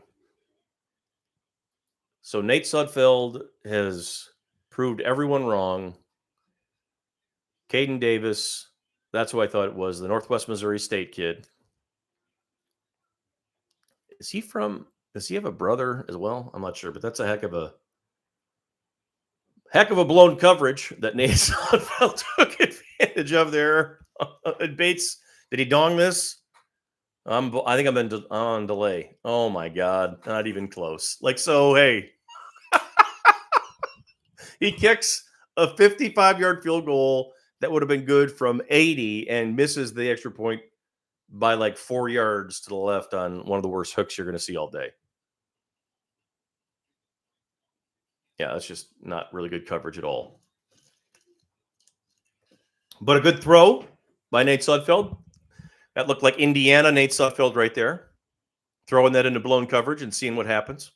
Sometimes that's all you got to do. So a nice confidence boost from Sudfeld. Maybe that, for the love of God, will be the end of his day. I don't know, though. We're going to find out. Time to do the unthinkable. Keep two kickers. If they cut Jake Bates, no, he's not going to get picked up. Yeah, I don't know. They're not keeping two kickers. You cut two kickers. 55 yards. That's something I'll never understand. I'll never understand the kicking situation.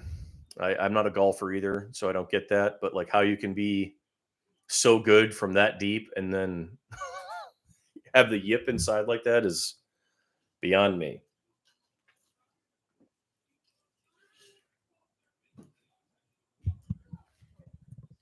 Carson Steele bringing it back out. Lions miss a tackle. So that's the other thing, too. You miss one tackle on these bad boys, and you don't have the, like, wave of people coming right behind you. It's not like it used to be. So if one guy misses, it's off and running. Yeah, I agree with that, Luke. That's a good point. Receivers are doing a nice job today. Like, that was a nice play by Caden Davis, right? It was a blown coverage, whatever, but he finished. He ran through the ball, made a nice play, got through some contact there. Does a nice job. And then Williams is playing really well.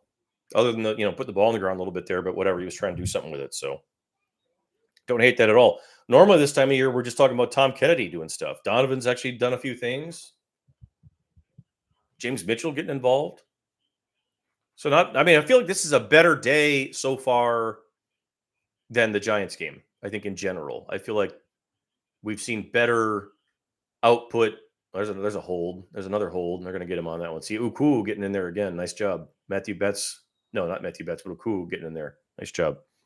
But I feel like we've seen better work from the backups, the second string, the third string, the guys that are going to be at the back half of the roster here, as opposed to last week where it was way more hit or miss.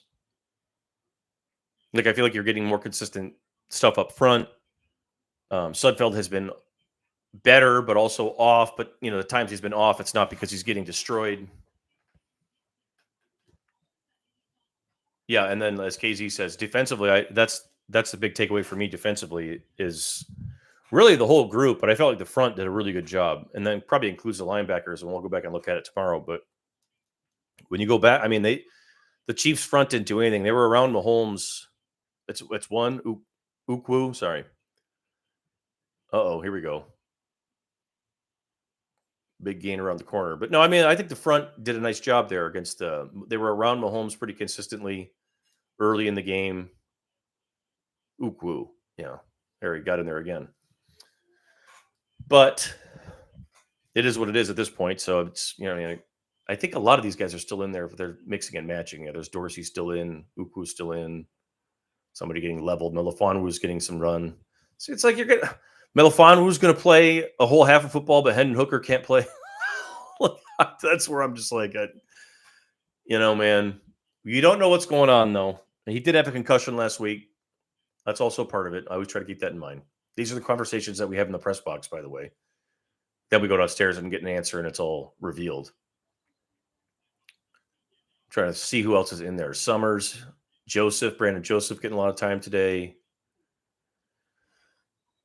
There's another guy, Brandon Joseph, who I feel like if they cut him, he's probably still on the team, but it feels like he's getting better and better too. You know what I mean? Why do they hate Iffy? That's a good question. I feel like some of them like Iffy. I feel like he's split. I feel like it's somewhat because I think that the better answer is that he is not a trustworthy player yet at his home base, which is safety. And if you remember and think back, if he played at Syracuse, he was only a corner. He did nothing else, and he was only a cover 3 drop zone corner. They really didn't do anything else. They just did one thing, and it was, open up in zone stance, drop back, and just do a safety drop. So when he gets here, he doesn't play corner very long. He gets hurt. I think they wanted to start him at corner and then transition him to safety, so he gets hurt. So that all gets delayed. So last year when he blew up was really the first time he'd ever played long-term safety every day, every week for quite a while. So he's not getting nickel reps. No, I think maybe right now he's getting some, but I mean, he's a deep safety, and it's been a weird time. I don't know what they're going to do during the season. I'm not sure that this is exactly what we're going to see during the season because, they talk a lot about wanting Brian Branch to get more safety reps because they think his future is at safety and they want him to learn that. But when the game starts, and if he's still the best nickel that they have, he's going to play nickel. There's just no other way to say that one. So that's what this is all about right now. It's all experimentation to see what you can do and what you can't do. And so, and Iffy is in the same boat, like I said earlier, with Hendon, where it's like he needs to play. I have no problem with him playing. That's what I was saying. If you're going to play Iffy and you're not going to play Hooker, I don't get that. I think Iffy should be playing. He has had durability issues in the past and needs to go play as much football as he can right now. So, yep, I get that part of it for sure. And that's why why do they hate him? They don't hate him, but it's definitely, they're still trying to learn to trust him because for every big time flash that he has, there are busts on that tape that either that get taken advantage of. Here comes Betts. There he goes. And then there are some that don't. So I'm definitely behind on the thing. I got to fast forward here. His first sack of preseason. It has to be. There he goes. Got inside there on big 72. See what this, or 70. Yep. Oh yeah. He's got that tight inside step. I like him. I like the effort. I think he's a guy that's going to be a tough one for them to cut because he's got good length. He's got good agility. He can move a little bit. He plays his ass off, and he'll do all the Sam stuff that they've struggled to find guys to fit in with that. They try to get Campbell in there. Derek Barnes can do it, but if somebody gets hurt or whatever. So I like Betts. I like him. That's a nice little pickup. That was another guy I think that had options. I think he could have played, or at least get gone and taken a shot elsewhere. Obviously had a terrific CFL career. I think the guys all like him too. I think they like the Canadian guys. There's a lot of them on this team actually. There's Jake from State Farm.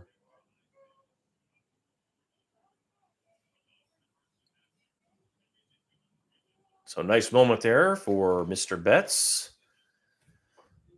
16-9. How much time we got here in the first half? 4 minutes to go. So we're going to see a Carson Wentz drive. We'll probably take a break here at halftime, guys. I will come back because we got to see the Hendon Hooker drive.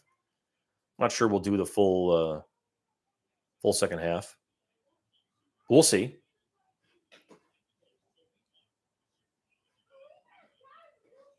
No way Jake Fromm gets in. If Jake Fromm gets in before Hooker, then Hooker's hurt. And, we just haven't heard about it. But I don't think he was. If he had a concussion, he wouldn't be dressed and with his helmet on. So, that's not going to be a thing. So my guess is he's getting the second half, and then or the third quarter, and Jake Fromm gets the fourth. Which, whatever. Because here comes Sudfeld again, right? So my assumption is he'll get the second half, and unless they're saying something right now on the broadcast that I can't hear.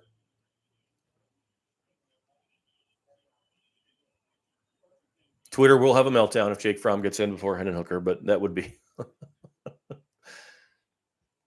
that would be bad.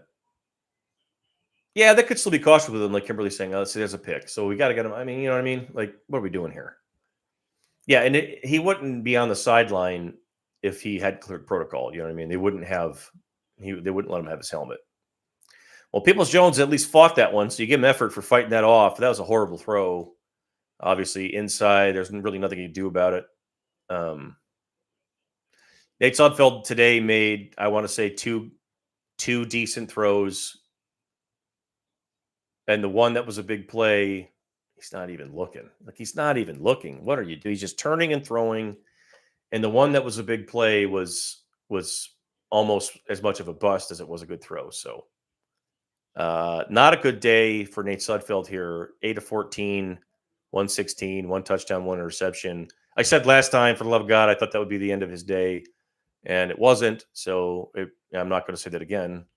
Sorry you got away with that touchdown is pretty good there, Rick. I don't. But like I said at the top, as frustrating as it is that you want to watch Hendon Hooker, and I'm right with you, they did need to see Nate Sudfeld because that's the guy that right now, if the season were to start entering today, right, you would have said that's your backup. Now you got to change. So I'm very interested. I will be very interested to hear. It won't be after this game because he won't say anything immediately. But like Dan Campbell in 2 days, and I agree with you guys. Dorsey and Vildor play well. On Monday or Tuesday, I'm very curious to hear what Dan Campbell says about the quarterbacks, specifically Nate Sudfeld, because as John says it, we've all seen enough there. Like you've got to make a decision at some point, but you also can't keep giving him reps like this if it's not going to do anything for you, and it's going to be the exact same situation that it was a couple years ago when he came in, which was reps for David Blau and reps for Tim Boyle and no one else for the entire preseason, and then you don't develop anybody, and then you got to sign a guy off the street at the end of the day and hope nothing ever happens to Jared Goff. So, yeah, I'll be interested to hear what they say there started next week because this was not a good day for Sudfeld. I imagine he's, maybe he'll get a little bit more time here, but even if he does, it's not going to matter. Yeah, the preseason of last year was not a fluke. They rarely are, I think, is what we learn. It's just backup quarterback is really hard, as everyone knows in the NFL. I mean, the minute you get a guy who's good enough to be considered a fringe starter, he's gone. Someone pays him and he's starting. You know what I'm saying? And that's what I joked about in the spring, or I guess it was after Teddy retired, even, that Hendon Hooker is 3 good quarters away from having trade value because guys just people are so quarterback desperate, and everything else. And here, so they give it right back to him. So maybe Sudfeld's going to come right back out. But the minute you get a good one, they're gone. So the developmental thing is tough, and you got to do it when you have the chance. You can't wait forever. So, it's one of those deals. Sudfeld obviously looks like he's going to finish the half here. This is where I need Colton in here because I could ask him. He knows all the details on all the little stuff. I don't know if they said what their plan was for half and half. We do need Matt Saracen to come in here and play the second half or play this drive anyway. That would be great. Or Jason Street would be fine. Hopefully a healthy Jason Street would be fine. Nate Sudfeld under center again, and we're going to run the ball out here. So this was part of the plan. He is over 6 an attempt, so that's good. So he beat the over earlier today. Caden Davis with the big moment. There's Joseph. Ben Neiman around the ball again today. I thought he was up and down a little bit last week. And Vaki, 6 carries. How about that?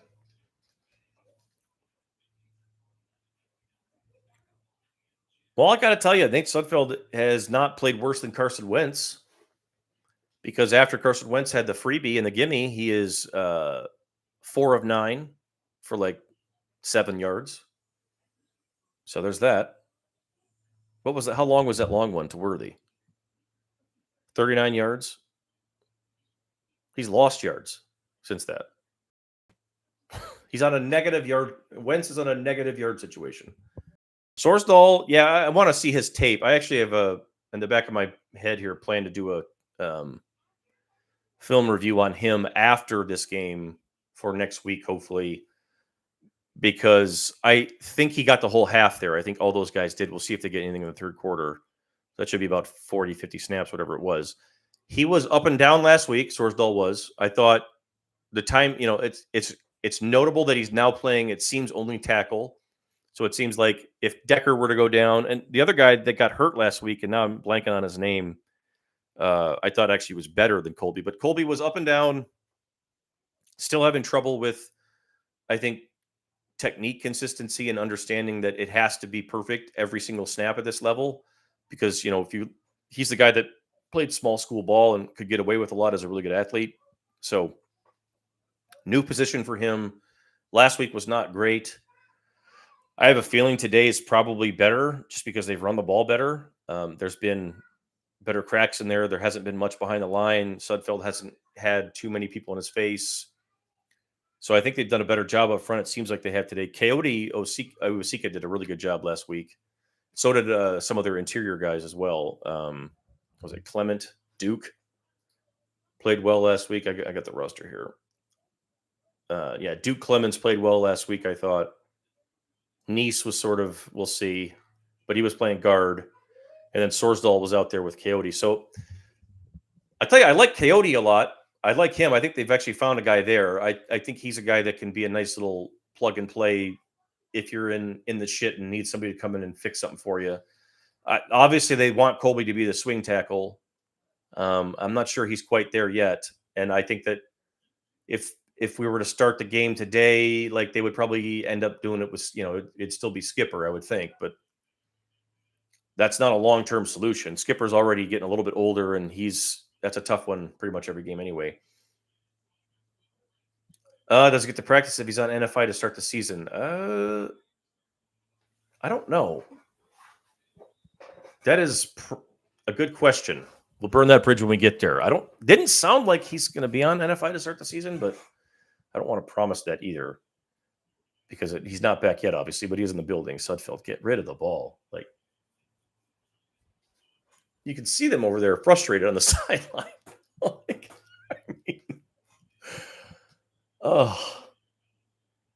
So, yeah, I don't know what you go do. I don't know what you go look at. Let me pull up. I don't know who's even out there.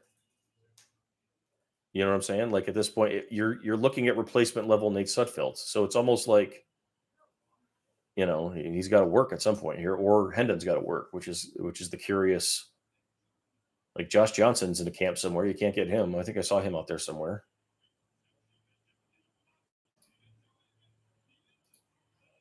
Rocky. Yeah, Tannehill. That might be too expensive. That's one. He's sitting there. Somebody brought him up earlier. I'm pulling him up here. Let's see. Brian Hoyer, Blaine Gabbert. McCarron was in AJ McCarron was in was it the UFL or XFL? Did he play in both? He's played in both over the last couple of years. Baki's having a nice little close to the half here. And yeah, you better believe Nate Sudfeld can do this. Check that thing down to the running back, get that bad boy moving. It's not a good situation out there. You've got Blaine Gabbert, McCarron, Brian Hoyer, Matt Barkley, Trevor Siemian, Nate Peterman, Woodside. Actually, Woodside, I think I saw him playing today, so he's out. That's a nice catch by Williams. These receivers are playing well, everybody. Like this has been the silver lining in the shit show that has been Nate Sudfeld here in the first half is the receivers are making plays for him. Like that's 11 catches. I'll bet you 8 of them are off target and like not even like that. Look at this one from Williams. That is a really hard, tough freaking catch from a little guy. That's pretty good. Pretty good. Like I think that's your silver lining is that Sudfeld has thrown the ball all over the field today, but you've had guys go make plays. Vaki's made plays. Davis made the big play. Williams been all over the place. That's 2 weeks now for Williams that he's been active. So have to make a decision on that one. Ben DiNucci, by the way, was the last quarterback I did not mention for anyone who's all still out there. So it's not a good scene. Not a good scene. I don't know what you would do there that would be better than Nate Sudfeld, but I also don't know that any of those guys would be necessarily. Some of them would be worse. All of them, I don't know if all of them would be worse. AJ McCarron is interesting. He has been playing like that. I like that. I like that. Vaki again. How many catches is that for him? 3 catches this drive.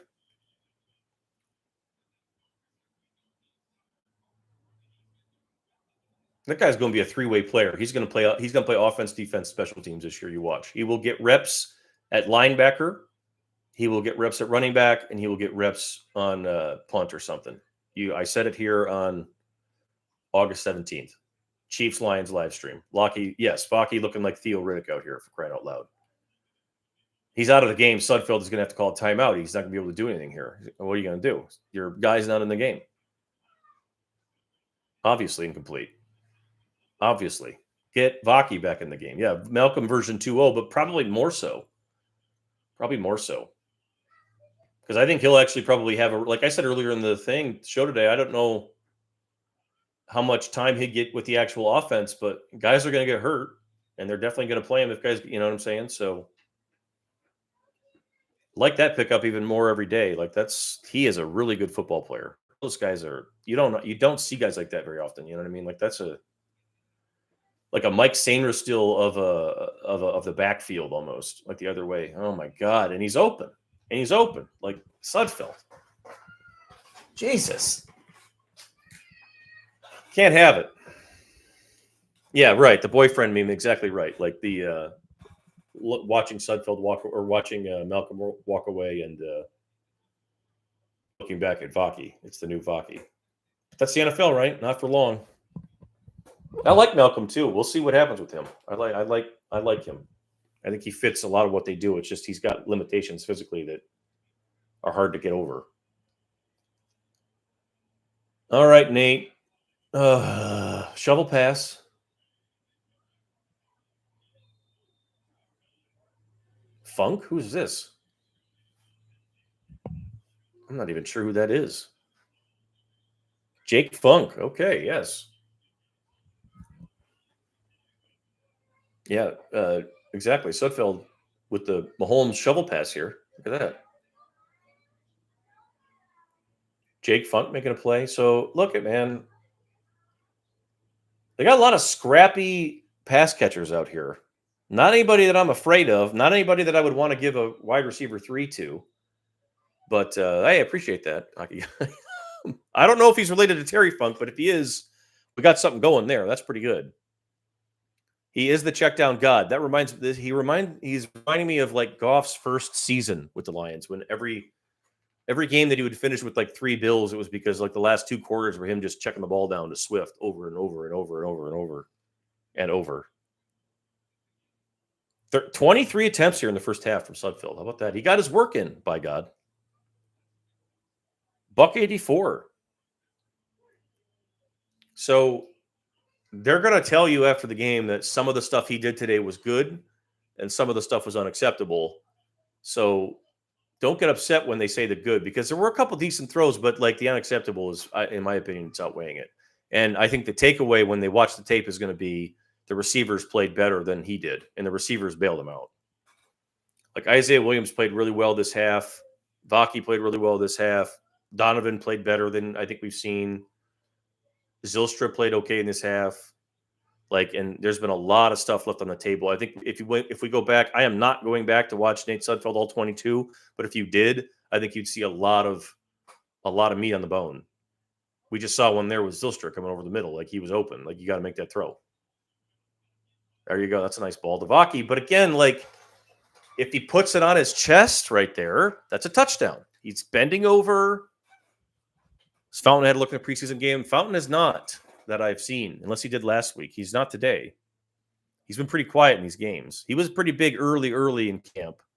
Sometimes those guys get a little quiet, but Vaki's having a hell of a half here. That's a hell of a catch, and that's not a good throw. Again, he's throwing it down at his crotch. Like that ball's got to come up. If he puts it in his chest, he's still running. He's running right in the end zone. That's where it's like, dude, Sudfeld, you've been in the league a minute now. It's been I remember watching him in college live, and that was a long time ago. So it's time, Nate. 22? He's that? Okay. I guess he's younger than I thought, but still. Gotta be better than that. Yeah, all four touchdown. See, that's where it's hard, right? Williams off. I can't tell. Let's see. That's obviously far out. I don't know if it hits his hands. Best of throws, obviously, but Williams has gotten to some of those today. Oh, yeah, it's toughy, but he's gotten to some of them. That would have helped. That would have helped him.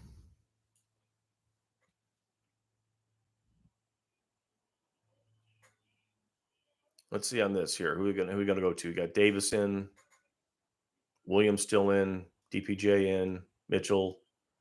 Yeah, no. One more. Get Vaki in the game for God's sake and let him run a route. Put him in the slot.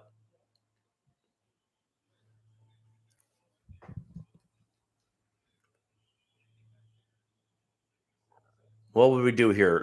They threw a fade last week down here, I think, to Peoples Jones. That didn't work. I hate the fade. I don't like even trying it. I feel like it's a waste.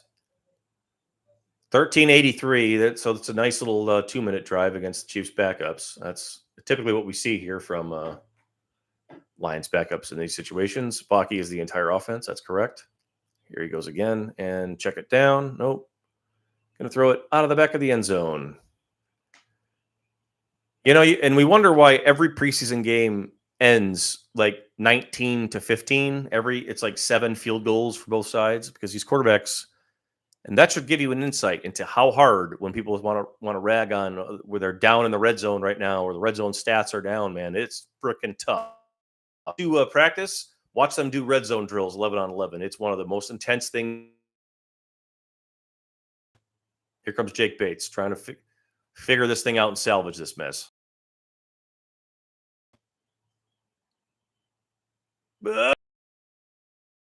Sure, but that was fine. 12. Perfect preseason score at the half. I have to think that's it from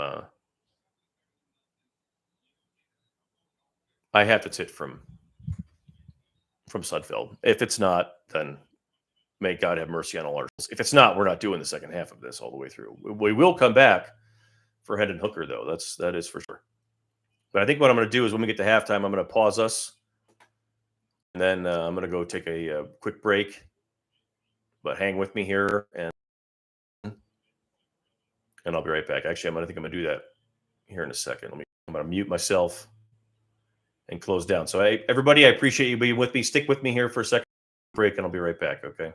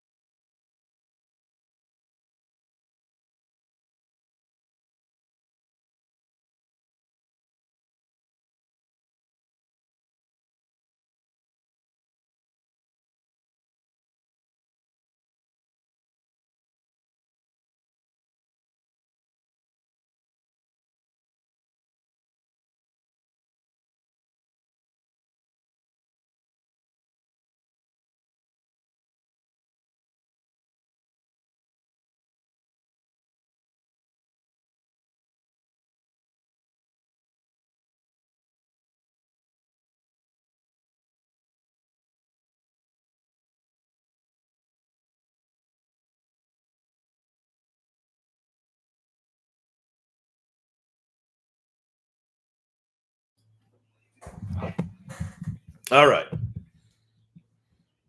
Second half coming soon. Got any questions? We'll do a halftime Q&A. Anybody got anything? Fire away.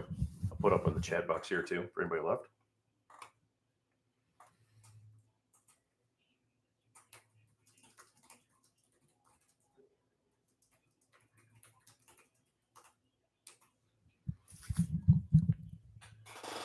So yeah, not the worst first half. I think last week was worse. I would say this is better than last week. I don't know what Campbell said there to Danny at the halftime, but last week was a little more lethargic. I felt like this week, in terms of everybody around Nate Sudfeld, was better. Best tailgate food is, God, it's been so long since I've actually got the tailgate. Ribs, any kind of ribs.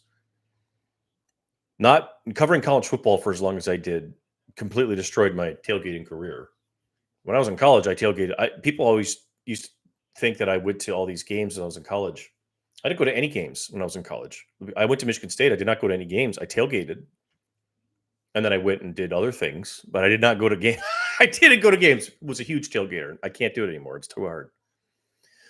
What am I watching the game on? Streaming. I got YouTube TV, so I've got a big screen behind me. I've got a couple other screens here in my office. Usually what I do at home is I've got, so I have YouTube TV. That's the best one by far. I also have NFL Plus. Also, if anyone out on the chat is a diehard, like film head or junkie or whatever, the new Pro NFL, I think it's Pro.NFL, whatever it is, NFL Pro, whatever they call it. The new system situation they got there is really nice. It's really good. They brought back the play-by-play. The dashboard's really good. You can search. Like, it's way better than it used to be. So I would recommend that one to anyone who's into that whole thing. Also, NFL Plus is, I think they have that too. I've used that before in the past, but it doesn't do anything live. So I'm a YouTube TV person, or I had been for a while, I guess, until maybe I get priced out of that, but I don't know. Getting weirder and weirder, the TV situation in general, except the NFL. That's the only one that works, I guess. Let's see. Here we go.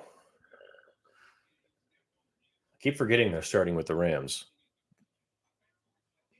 Well, look, in November, it'll be over. So you just got to get to like the first part of, like, you got to get through like 2/3 of it, right? And then it'll be, it'll be over. It's basically usually how that works. But you are 100% right. The first month and a half of the season is going to be, that's all it will be. Every one of them. College games too. Every college game. Do I know which ones I'll be? I'm not sure yet. My default is to be on here as much as I can, honestly. So I think we want to try to keep this going, or try to bulk this up as best we can. So I think I'm going to try to get to as many of these as I can.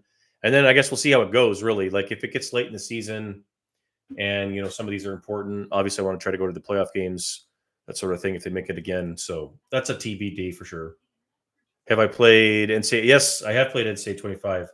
Actually, we did a story. We did a couple things at the Athletic because the game's been out it's been gone for so long. They've got way better player rating systems in there. They got the player names in there, but the ratings are better. There's some other things in the game that are not as maybe good as I would have liked in general, but I do think they did a great job in that game of making it as real to life as a college football game. Two parts of that. You cannot kick a field goal to save your damn life unless your kicker is like an All-American, or you do the sim thing, which is what I do a lot. And then the other thing is you cannot cover anybody on defense. And if there's two things that translate to college football that we see every Saturday, for all of us who watch it constantly, it's nobody can kick and nobody can cover. So those two things are pretty accurate in the game. Actually, I think it's really good. It's cool to see all the names on there. It's cool to see all the guys. And the other thing too, I don't know how many of you guys have gone through it and run a dynasty or whatever. When you start recruiting recruiting is amazing. When you start recruiting new players like the fill-in names used to be there too. Like they used to always have just auto names, whatever generated. But now you can tell they're names of guys that are like currently in the NFL or currently on the team or guys that played at a school. Like if you had, I was running a Michigan one. I had a Michigan team, or I was playing Michigan, and it was like years in advance. And they had a guy on their team named Orji, same name as the quarterback Alex. So it's like, and I also had a guy on my team. I was I remember which team I was now. I might have been Miami at one point, but I had a Levis, like a Will Levis. So they got a lot of cool names in there from like guys that we've seen in recent years. Unique names anyway, that like auto generate and pop up there, which I thought was pretty cool. But yeah, it's really neat, really fun. The recruiting is cool.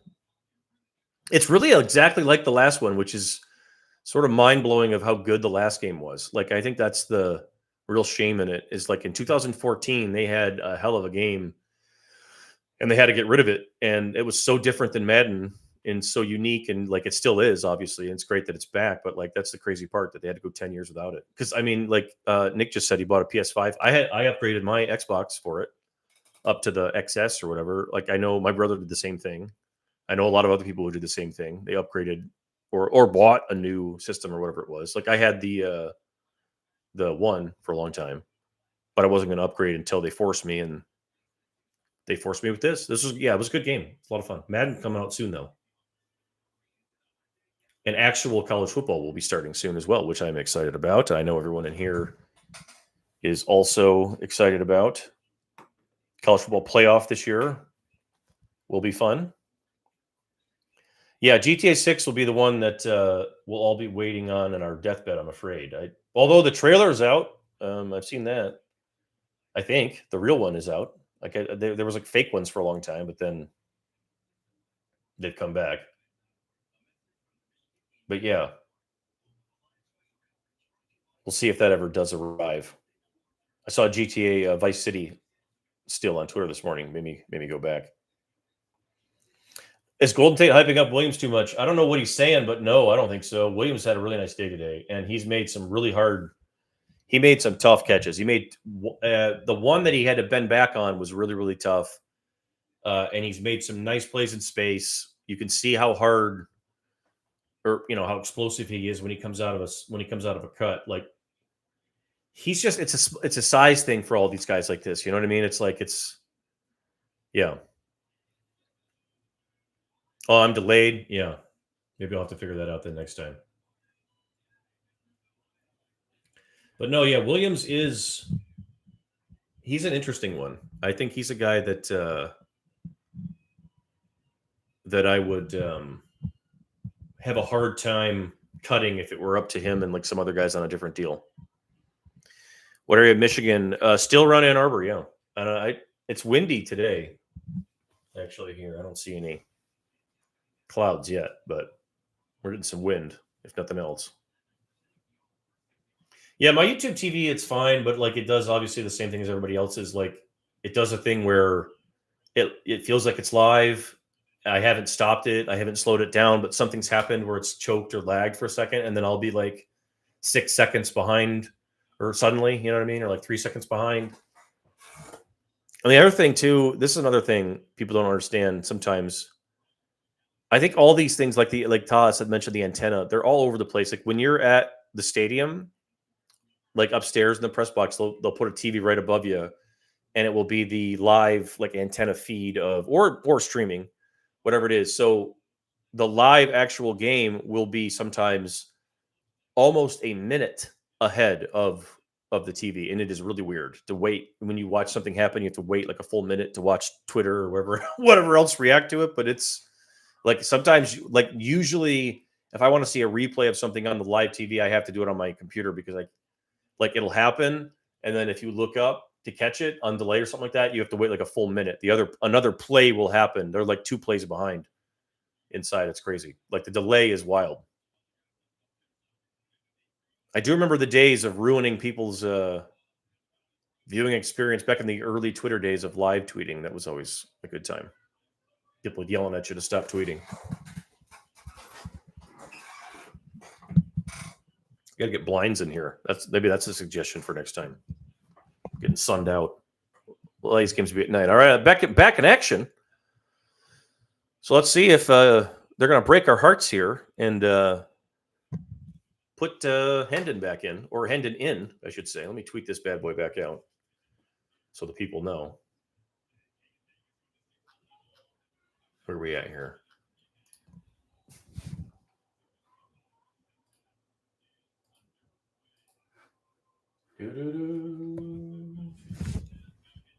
I got that.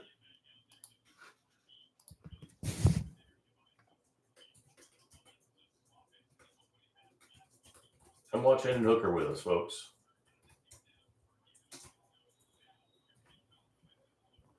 All right, here we go. Hendon Hooker time. Finally, we've all been patient. Of course, they're going to hand it off. Tom Kennedy on the jet sweep. So look, he is out there with some decent players. It looks like still he's out there with some guys that are going to get a look all the way through here. Although he is going to have to play with some of the backup linemen, as you can see, Manu in there. Looks like Fountain's going to get some more time, so it looks like he's maybe down on the depth chart. There's Parker Hesse. So yeah, Hendon is going to play with the threes here. That's clearly what's happening. Zylstra played some in the first half. I didn't see Alexander much, but that's definitely the third string line. And that is not a good throw. So here we go on the run, right? And that was something that, he did not do that at Tennessee. And clearly they've been trying to get him to do a better job of throwing in stride. As you can see right there, the feet weren't set at all. He just sort of threw off one foot and let it rip, and the ball's going to go way too high and sail on him. Like you could see last week, they tried to get him rolling out a bunch of times. They wanted to get him to throw on the run there, and he took off running. At least that time he threw it, but got to do a better job of staying loaded and finding that base as he's mobile. Not, again, these guys that play in that veer thing, or the wide stacks, the deep choice, whatever you want to call it, at Tennessee, it's a really fun offense, and I love watching it like everybody else, but it can do hell on your footwork and on your just timing in general, because it's not true to life and what you're going to see in the NFL. And that's the rust and everything else I think that Hendon's shaken off. Nick's back. Hendon is in, and he's 0 for 1. So off and running. But these are exactly why he needs the reps. This is exactly why he needs the reps, and why I would wish he would have gotten more. But again, I don't know what his situation health wise or whatever, or what their plan is for him. So you trust them on that, but you can see why he needs him for sure. Here's Giovanni Manu getting out there, hitting someone. Sorsdahl still in for the second half too. So you notice that. You see, yeah, beautiful handoffs is right. Looking good. But this is what I said earlier. Like, I feel like the line is going to be both lines are going to grade out, I feel like, better here.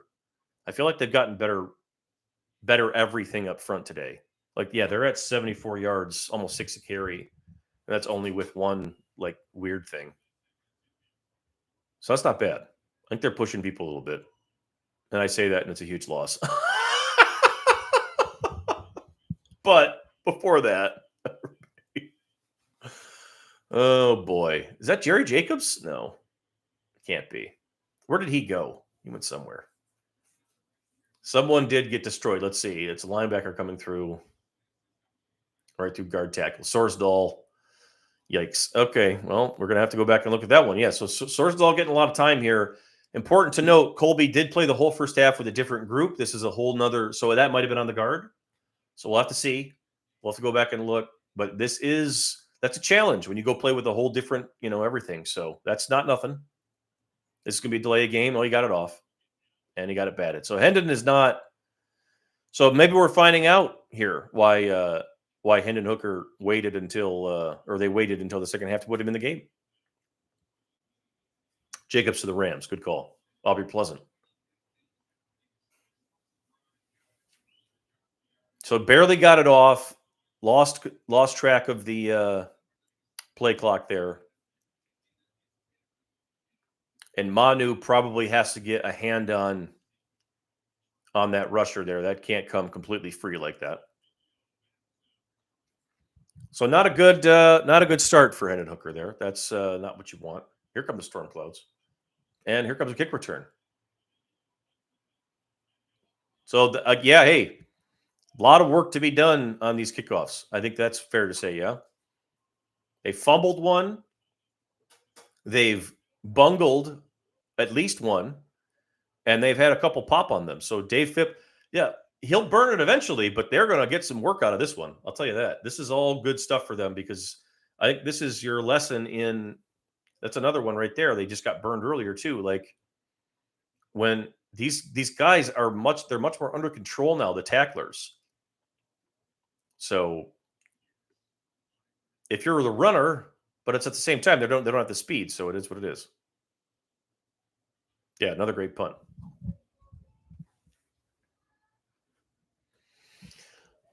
Well, I think why didn't Pleasant work out in Detroit? That's a interesting question. I'm not sure that we'll ever get like a totally easy answer on that. I feel like you got to remember at the time, Jeff Okuda was still there. They had a lot of guys on the roster that year that were really young. And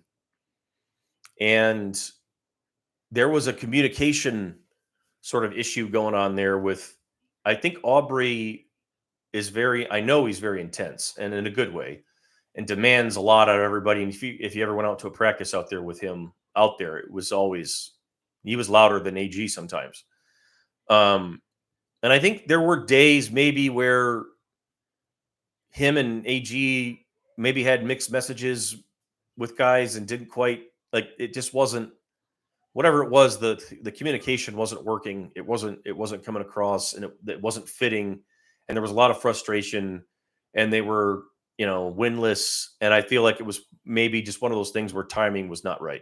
That's what it's a weird one why that didn't work because for every reason it feels like it should have worked is what I would say. It feels like Aubrey Pleasant for every reason that all these other guys work out, like all these other former players that, have that same type of energy, like Randall L, Fraley to a degree. Like they all seem to work out fine.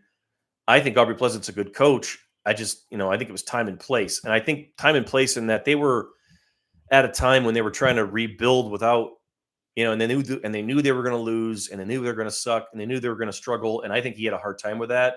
So I think it was a tough fit, and on he moves. But you saw how fast he got picked up. The Rams took him in like 30 seconds and now he's going to be fine there. I like him a lot. I don't think we've heard the last of him, nor do I think that there's necessarily like horrible hard feelings here, but I don't know that either. So we'll see. Yeah. The Dolphin. Yeah. There were definitely some times there where it was frustration. I think led to some things where, guys were just trying to win, trying to do the best they could. And I think it wasn't working. You know what I mean? So I think both sides are probably better off for that in the end. Do I think the defensive talent is improved enough for AG to get a look? Yeah, I think it was. I think it was there. Frankly, I thought it was. The looks that Ben Johnson got last year, and I understand why you want to hire Ben Johnson. You want to hire his mind for the offense and all that. But if you look at the situation last year, and the Lions did not have a good defense, but down the stretch they played good enough football to get in the playoffs, and they were doing fine and making stops. And he pulled it together with a banged up, beat up, ripped up, torn up group, and they play their butts off for him. And we definitely have days where we all sit here and say, we don't know what Aaron's doing, or like maybe we didn't because he's doing something we didn't expect. He does a lot of that too. I think sometimes he'll try to change it up in ways where maybe he doesn't need to. I don't know. But at the end of the day, I actually do think he'll be a good head coach. I think in some ways, a lot of it's going to depend on his coordinators like it has with Dan Campbell. But I think it's a similar situation there in that Campbell was almost more or less a coordinator. You just didn't realize it with Sean Payton. It was just a matter of, can you get the right guys around you to do what you want them to do? Can you trust them enough without losing your mind? That kind of thing. But in terms of getting players to play for him, I think AG's one of the best.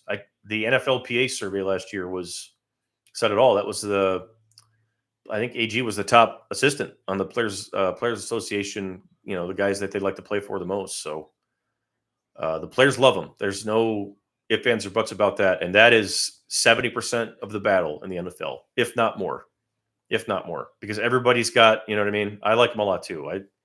I hope he does as well. I think he gets a lot of shit from people around here, and sometimes it's justified, like it is for anybody else, but most of the time it's not. And you know that it wears on guys like that. But I think more than anything, the thing that he does best, and I think his players see it, and that's the type of corners that he wants on the team, and that's the type of guys I think they just drafted, is he lets all that stuff roll right off his back, and you never see it. Sometimes he'll get fired up and frustrated with the media, not at the media, with the fans, but through the media, and you can hear him doing it a little bit. But I feel like for the most part, he keeps a pretty even message and is a really good coach. I actually think Aaron Glenn would be a great college coach. But I don't think he would ever want to do that bullshit, because who would? But I do think he would be a great college coach. All right, Hendon Hooker coming back out after this commercial break, I suppose. Got to get some ads in. Hopefully, no one's getting political. I'm getting a chef here on mine. So I don't know. And then Ben Johnson, that's the other one too, right? Where it's like that got that the thing that did not get talked about enough with that whole thing last year was like, who is his staff going to be? Like, who was he going to hire? Who was going to be with him? What was, who was going to run his defense? You know what I mean? Who was going to be his offensive coordinator, right? So like, that was one of those deals where, and I still don't know. Because he was such a brand new, like, boom, he comes out of nowhere. Like, if Aaron Glenn goes and gets a job, he'll have his staff hired in 20, Campbell will have to be worried about him taking guys from here because he's super connected. He knows everybody. He is very well respected in a lot of NFL corners. A lot of guys would leave even jobs to probably go work for him. Kind of like what we saw with Dan Campbell, right? Where guys left jobs otherwise were probably like decent, you know what I mean, to go work with him. So we'll see. Yeah, he was going to take Hank. I think that was going to be the idea. At least that's what I heard. And I get that. I didn't hate that as much as some other people probably did, because I assumed that he was going to call plays no matter where he went, and that he obviously, this offense, it has to live with the run game. Like, it cannot be something where it's just lip service with the run game. So it wouldn't shock me at all. Green Bay's offensive coordinator is a offensive lineman. Adam Stenavich played at Michigan. So, and I think Hank is really smart and has done a great job with those guys. And honestly, if Ben Johnson were to leave and he didn't take Hank, and I know that like Tanner Eggstrand was on the list and some other people, and Scotty Montgomery and some other people, wouldn't shock me if Hank was on that list to be the coordinator. Wouldn't shock me at all. Because really, it's like, how do you think about the game? How organized are you and are you not, right? And I think that that's ultimately what Dan Campbell wants in his coordinator. It's going to be, how organized can you be? And it might be someone who we've never even heard of or thought about, because it was the same way with Ben Johnson. It might be someone who it's like, this guy's just got a really analytical mind in a way that I don't. So I like that. And I think that the ultimate thing I say a lot of times is Dan Campbell is smarter about offensive football than he ever leads on, as smart as Ben Johnson is. And this offense is as much Dan Campbell's as it is Ben Johnson's. When Ben Johnson does leave, everyone will find that out and see that, because there's not going to be much change in here, I wouldn't think, but we'll see. Who would the Lions hire if Hank left? That's a really good question, because he inherited Hank. He kept him anyway. Sorsdahl with another decent little block there. Hooker back in the game. Andy Reid was an offensive line coach. That's right. And Campbell's a tight end, right? So it's like, and Ben Johnson was a tight ends coach. I mean, he was a quarterback in college, but he was never a quarterback's coach before he got the gig with the Lions. So it wouldn't shock me. And Scotty Montgomery is a running backs coach. And I do think that if Ben were to leave last year, Scotty would have been the guy that got the job, because I think him and Campbell speak the same language. A lot of people thought maybe Deuce Staley would have gotten it for similar reasons, but it's this thing. I don't think Deuce has that organizational whatever that Johnson does, where he's just like living in the play sheet like all day long. Like, he's the guy that doesn't sleep, Ben Johnson. Night is looking good. That's been a nice little couple of series for him. See a little throw here. How about a drop, throw the ball? Nope. Knight still looking good. Deuce was in Carolina and then left. And he is somewhere again. I just saw him. Is he in Dallas? Browns, Cleveland. Deuce is a guy that will always be somewhere. He went to Carolina, if memory serves, because his mom lived there, and he had said if he ever had a chance. Also, I think he thought there would be a path to a coordinator job there, but he wanted to live by his mom. And once Ben Johnson got the job here, I think he wanted to be a coordinator. It didn't work out, obviously, because they fired the whole crew there. But yeah, he's with the Browns now. I think he's back just running backs coach now. But that was another one that was kind of a weird exit in a way that I wouldn't call it. I don't think people were upset at each other. You know what I mean? I think everybody was cool. It was just like, I think he had said definitely that he told his mom that if he ever had a chance to go live and work out there, that he was going to do that. And obviously, you do that and you expect it to go longer than a half of a year, but that's the NFL. See, I mean, they're getting some push up front. I mean, that's encouraging if nothing else. I think when we go back and look at this, you're going to see at least that right side. Sorsdal's doing some nice things. I thought the first string did some nice things. Manu doesn't look completely lost like he did at times last week, at least in the run game. Like he's not missing or just like totally whiffing or grabbing, bear hugging guys. So you can see some growth there, it looks like, even if it's small. And it's going to take a long time for Giovanni Manu, but I do think that's if Hank Fraley is a dude is one of those Stoutland level offensive line coaches, we'll find out with this dude because if he turns Giovanni Manu into a starter, then he's an all timer. And if he turns him into a starter, he's going to be a damn good one because he's got friggin' 35-inch arms and he's a freak. I mean, he's got Sewell athleticism.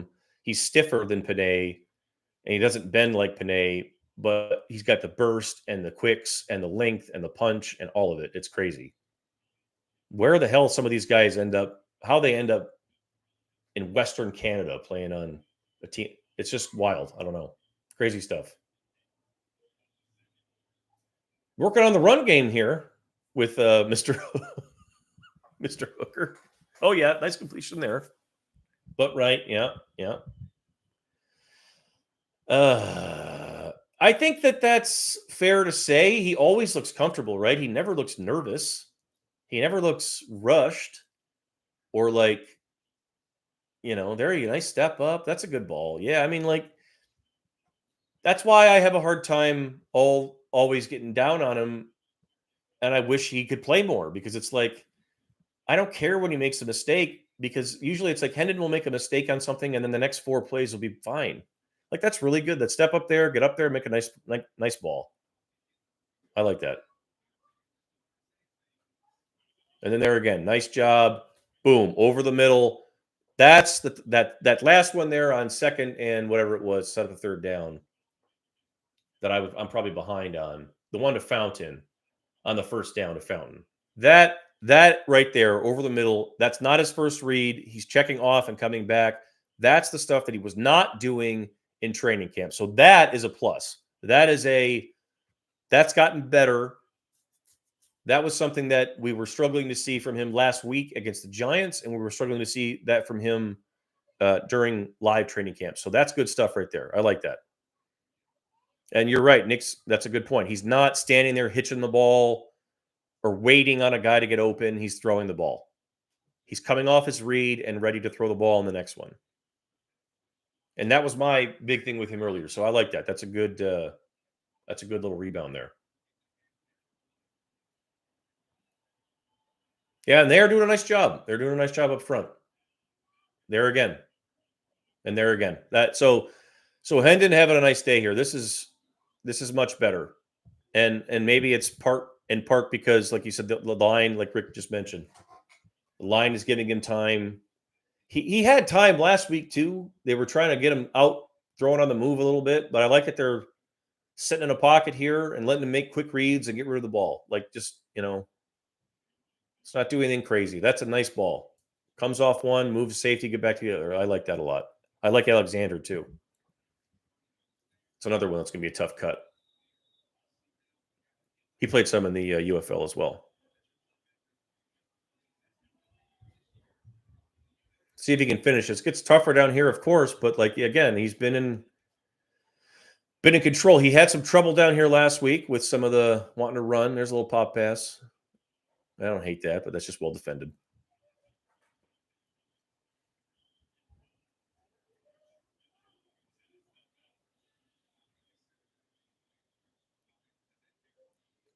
Yeah, he's in control. He's in control of what's going on. This is why it's hard to compare though, right? Because it's like, well, he's not playing against anybody that is close to a starter. Sudfeld got all those reps. Well, why didn't he get all those reps? And it's okay, well, whatever. But at the same time, all you can do is all you can do, and this has been fine. This has been better than the first series there. A little bit of a rush on that one. He still has trouble with some of those, and I think that's a product of when he was at Tennessee. You know, I'm talking about like the quick two-step drop and throw it out in the flat. When he was at Tennessee, a lot of that was out of the read option. A lot of that was out of that veer stuff. So he's doing the long mesh, and you're not really moving your feet with that. You're just standing in that, you know, just like still base, and you're just kind of like twisting your hips and throwing the ball. And that's not really going to cut it here. So those are things, footwork, little things like that are things he's still got to work on. See if we can get like half this back here on 3rd and 14. Get a better field goal out of it. Get out of there. There you go. That's not bad. I like that, man. That's a good backup quarterback drive right there. There's nothing wrong with any of that. He made a nice play over the middle to Alexander. They're going to get points out of this. Didn't turn the ball over. Didn't even come close to turning the ball over. Got him in and out of everything they needed to get in and out of. That's damn good. That's damn good. That's his best. That's his best drive of the preseason there. And frankly, his second best drive was the one that he got hurt on last week, where he didn't quite get to finish. So I like that a lot. That's pretty good. And that's a good ball right there to Fountain out in front, where he can go get it. Nobody else can get it. Nice catch by Fountain. Set up a field goal. Jake Bates, boom. I like that. Kelsey ran the wrong route on the behind the back. Of course he did. I was in the locker room the day that they did the behind the back with Shady, and I think that Kelsey's quote was, "We're the Chiefs. We can do whatever we want." Literal. That's what he said. Somebody was like, "Where did you guys put that in, the behind the back?" And he was like, "No, we're the Chiefs. We can do whatever we want." It's really good stuff. Probably a lie, though, yeah. Still no touchdowns. That's preseason tradition, as no one can score in the preseason because it takes that's like I said earlier, when you get these crazy athletes off the field, when you don't have a Gibbs or a St. Brown or a Laporta to create separation, or if you're the Chiefs, if you don't have, you know, Rashee Rice or any of those dudes, it's harder. Even if you have Mahomes, it's harder to do, especially when you're in tight. Like that's where you have to have the badass athlete. Otherwise, it's just going to be your tough sledding. Like the first year Campbell was in Detroit, and they had Jared Goff and nobody, and they had no receivers. They had Amon-Ra St. Brown, but they didn't do anything with him for the first 8 weeks of the season. Oh my God, those practices were some of the worst things you've ever seen in your life because they did not have anybody that could get open against a chair. It was so bad. Red zone stuff, very tough, especially in the preseason. But 7 of 10 for Hendon for 68 yards. We'll take it. Take it on that one anyway.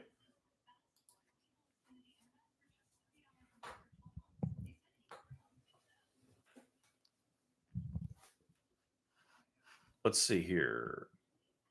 That's 6 for 51 for Williams, also in a preseason game. So, like I said earlier, if he doesn't make this team, not shocked me to see Isaiah Williams somewhere else before it's all over with. I think he's a good football player. I am also bitter he didn't get any run in the first half. I don't know why. And look, maybe they'll play all these guys in the third one. It's all weird now. When they got rid of the fourth game, it used to be sort of formulaic what everybody did, right? Like how they would play them. And now everybody sort of does things in the moment. Yeah, that's true. Good point, Nick. We could be moving on with Arte at this point. At this point. 14 play, 75-yard drive for Hendon Hooker on that one. That is pretty good for a backup quarterback. We're going to take that. All day from your backup. Like I said in that film breakdown earlier in the week, you're not asking him to do otherworldly things, right? We're not just, there's another popped one right up the middle. This one's all the way to the 50. My God, what a mess. That's like 4 of them. So you're not asking him, Hendon Hooker, to solve any of the world's problems, but at the same time, you just need him to stand in there, be calm, and throw the ball to open guys when they're open. And it sounds like I'm making it much more simple than it is, but that's what it is. And sometimes these rookies get in there like that, and it's they get freaked out. So he's settling down. The ones that did not play before Kansas City last year, no. I don't think Jared Goff is, like I said, that first year, I think he maybe played one game, maybe half of one game, if that. And he might not have played any. And I don't believe Hutchinson did anything last year. I think actually, like in his first year, Aiden only played like one preseason game too. So it's not been a big worry thing for them with the starters. They do, and this is what I would also say. The Lions, and Campbell has alluded to this, but it doesn't get talked about a lot because it's like, when people don't compare, they hit in camp more than most teams do, I think, is what I would say. At least when their periods of like live hitting are more, I think they're more intense often. I think when you saw what you saw with the Giants practice there, where they let them go, and there were several fights, and they didn't really care. Like that's how they practice, and they get a lot of that kind of work done in practice this time of year. So with the starters, you know what I mean. So that's not shocking. The best things to go watch in preseason are those inter squad scrimmages. Like he didn't have one in Detroit this year. They tried to get a second one with Kansas City, I guess, and it didn't work out. But yeah, there you go. 0 fights from Packers. Yeah, you don't want to see. You want to see a fight, do you not, Paul? Like, I mean, you want to see a little. If it's especially the first one, and they've been a month or they've been like 3 weeks without anything, and then they go out there and like, if it's the first day and they haven't touched anyone in 6 months, there probably should be like 4 fights, I would think, right? So I don't know. But I would say this, I recommend this to everybody in here and anybody else. Like the next time the Lions have one of these joint practice deals in Allen Park, like make sure you get out there. Like take a day off or whatever from work. Like go check that out because those things are awesome. They let it rip out there. Way more than they do in this. Like way more. So like it's much more of a last week with Broderick, it stood out a lot more. I'm gonna have to go back and watch this one to see. But I feel like what you saw right there is him getting up in the air, clutching in, and then just getting knocked away on the side. Like Broderick still has a problem with. He's so strong right there when he gets into guys. You saw him last week get into a guy and toss him. If he can't do that right off the shoot, he has problems because if he doesn't win his rep immediately, he's 6'5", whatever he is. If he doesn't immediately win his rep, he just comes right up in the air. I wish they would televise him too. They don't. He comes right up in the air. And then he just gets knocked over by a guy half his size next to him. So he still has the issue of he wants the ball snapped, he wants to win his block in a quarter of a second, and then he wants to stand straight up and run at the quarterback. And it's like that's not it. You know what I mean? Like he's got to be more gap sound. He's got to be more disciplined in terms of if you're going to play on first down, you got to be ready to hit the run. It can't just always be you throwing a guy out of his gap. Like he's a freaky guy, but it can't always be that. So I think that's the main thing from Broderick right now. But it has been much better. Like I think he'll play this year more than he did. Like I think you can see him go in there and throw some havoc on some people in the right situation, especially if they get banged up. I think they can probably count on him for some more reps. How critical of them, I don't know. Televised joint practices, that'll be next. That'll be next. Because I'll tell you right now, these teams hate those videos that get flying around Twitter during these practices. They hate it because they're all so out of context. Like nobody knows what the hell's going on. And people want to dunk on everybody with them. They hate those things. So if they can do anything to get rid of those, I bet they will. I wouldn't be shocked in like 5 years you see joint practices televised. Who's 50 here? Is that who I think it? Ukwu back in there making plays. That was some nice stuff there. Again, Aguade from Miami. Good stuff from him, too. So pretty good stuff defensively here today. You had a 2 Mahomes drives that result in 6 points.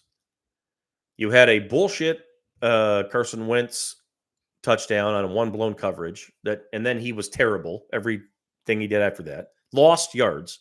Carson Wentz throws 39 yards on his first pass and then goes -8 on his next 9. So pretty good there. And then so far so good here. This has been fine. I have no complaints about the defense, and I really don't have too many complaints about the offense other than I wish Hendon Hooker got the first half or whatever. And Sudfeld was probably better than he was, but nowhere near good enough. And I think if you want to look at it from that standpoint, you could also say you've probably learned all you need to learn about Nate Sudfeld. Got more work out of your kickoff team, like you said. Yep. Yep. I don't know, Robert. That's a good question. I would start it. Let's see if he goes out here and finishes this quarter or whatever they get. Maybe they'll give him the whole second half here. I don't know. But if he goes out and plays as well as he just did right there for another drive or two, yeah, I would. DeAndre's back. He looked good on the last drive, DeAndre. Really good. That was his best drive, probably. 14 plays, 75 yards. They didn't get in, but he had a nice cut through for a couple first downs, stood in the pocket, made a couple nice reads, including back over the middle twice. So that was good. That was a better drive, frankly, than anything Sudfeld had, other than that kind of luck shot that he had there.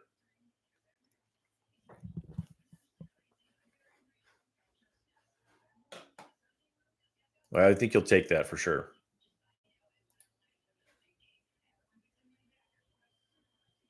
Yeah, he's nothing on he hasn't run yet, I don't believe. Everything's been out, including the one on the run. It was better than last week. I mean, it's still not perfect. He's still got some things he's got to work on, which is why you'd like him to get more time, but there again. And that's why he had no problem also with Goff not playing, right? It's like he doesn't need to be doing any of this. And Hendon does. And Sudfeld doesn't. But that's another matter for another day. B'nai Sewell back there too, I think.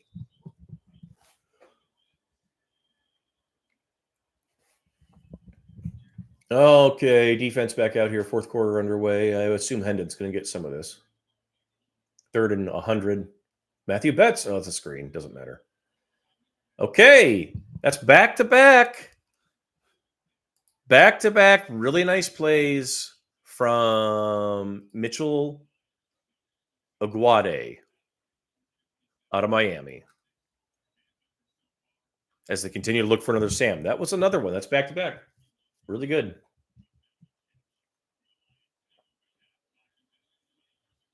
Yeah, it's pretty good.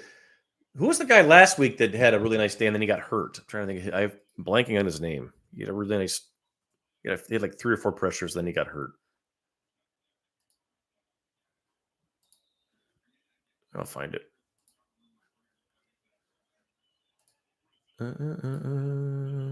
He might have. It might have been him. I might have been thinking of him. Yeah, it was. Yeah, he didn't have a sack, but he had a hit last week. Yeah, it's back-to-back good games from him, frankly. Nate Lynn is who I was thinking of. Nate Lynn, yeah. Matthew got it. Lynn got hurt. He had a really nice day, but Guade also had a nice day too. So it's back-to-back days for him. That are pretty good. Yeah, bummer about Nate Lynn, though. That's, everybody's got Nate. That was 5, I see it here, 5 pressures and a sack, and he showed up on just about everything he did in there too. That was a bummer. And then on offense, the guy I was talking about earlier, let me find him here because I messed up his. It's one of the linemen that I screwed up. Connor Galvin. I actually thought he played really well, and then he got hurt. So he had 50 snaps and nothing. So that's a bummer. Also for Nate Lynn. But you never know. Yeah, that spin move was pretty dope. That was really good. That is true. The Hutchinson spin move is improving also, by the way. I feel like it's getting better and better every time you see it. Excited to watch him play this year. Excited that he doesn't have to do any of this, though, for him. That's good news. More and more guys on defense, though, making plays.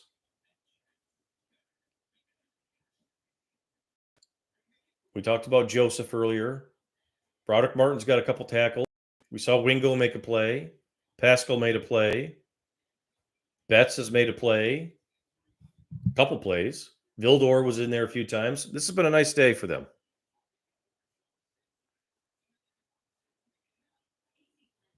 Ooh, Hutch got Sewell, Colton says last week with a spin. That doesn't happen much. That I bet he doesn't do it again. Well, at least not for a couple weeks.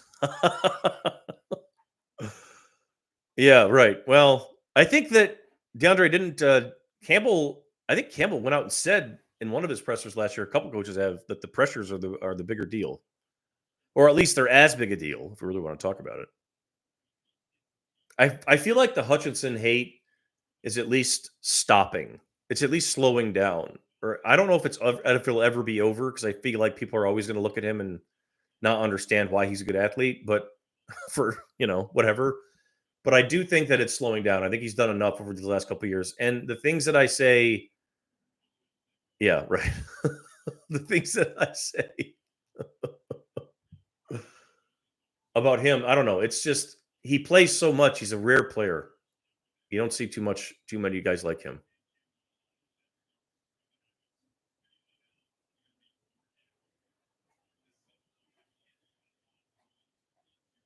Okay, Hendon Hooker back out there now. Let's see if they let him throw it. Definitely split the lines more this week. I feel like last week they sprinkled in different linemen. Sorsdal's getting a lot of time here. Hospital ball, but a first down. Man, Tom Kennedy is made of rubber and steel or something. Little high. He's had a lot of that.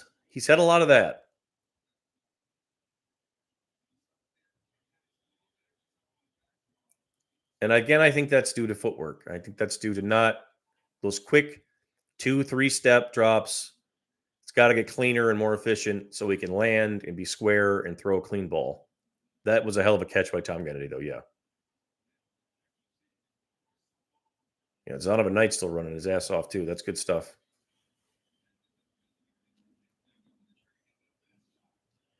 Yeah, Hutchinson, it's a weird thing, right? Like I obviously got to see him a lot at Michigan, but I wrote about him before his rookie year.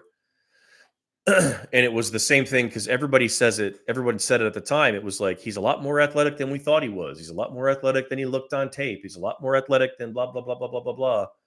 And it's just everybody makes assumptions of him. He's a tall, lanky, white guy, number one. There is some stiffness to him if you just look at him, number two. But like, I never understood the hate on that either. I think it was more of a trendy thing in that in recent years when he got drafted. Yeah, I mean, we saw that's exactly what he was. It was a Bosa. But at that time, if you remember, there was so much talk about guys like Kayvon and guys like Vaughn Miller, guys that were all gas off the edge. Like if you weren't running like a Myles Garrett 40 and jumping through the roof, then nobody wanted, then what good were you if you couldn't get 18 sacks? But the thing with Aiden Hutchinson is that he's a throwback in that he's a 3-down player that can play 1,000 snaps a season. He doesn't have to get 18 sacks, but he is causing disruption on like far more than 18 plays and helping you get off the field a lot more than just a one hitter every other time, right? So he's a different guy. Excuse me, different kind of dude. Hendon took a sack on that one. And that's, again, where you want that to be better. That's pressure gets in there, of course. And that's not his fault. But I think that there's still some decisiveness issues here. As you see, he takes the sack because I got it rewound here. I'll look at it again.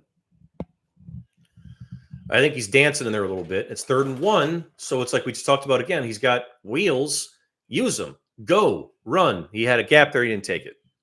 Manu got beat, but Hendon, like to KZ's point, he's got to pull the ball down and get out of there. Know the situation, understand what's going on. It's 3rd and 1. It's a 1-point game. Go. You know what I'm saying? Got to get a first down there. That's going to be a disappointing one they're going to look back on. And it's not his fault that Manu gets beat here or that Clemens is getting pushed, but he's got to make a decision faster and get the hell out of there. So, yeah, KZ with a good point there.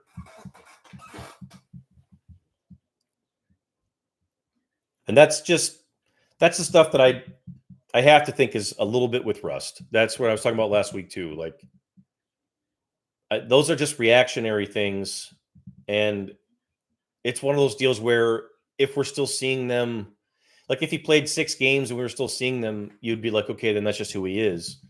And maybe that is who he is, but we just still haven't had enough evidence yet in any kind of real situation. That's why it's like, in a perfect world, he gets a real game, but you don't want to have that happen either. So some good, some bad. He'll learn from it, but I do think he improved in some areas where they probably talked about, but it's still that like, now we got to tell you, we've probably harped on you for a week and a half or 2 weeks or 3 weeks or a month or whatever to not run and stand there and throw the ball. And now it's like, well, now you got to run, right? So that's the game will slow down. I think that's the big part of it. I think a lot of it is rust and just, this is the second time he's been in a real game in 2 years, that sort of thing. So that's a big part of it. And I have to think, and I don't know, I'm not going to read Campbell's mind, but if they'll ask him there today after the game why he didn't start, and I have to think at least part of it is their caution with guys that are coming off injury in general. Just general, if you're coming off of a surgery and this is your first time back in X number of months, then they're probably just going to be careful with you no matter what. 71-yard punt. How about that? Yeah. My God. On the Chiefs practice squad 5 years ago. Crazy. In the air. Yeah.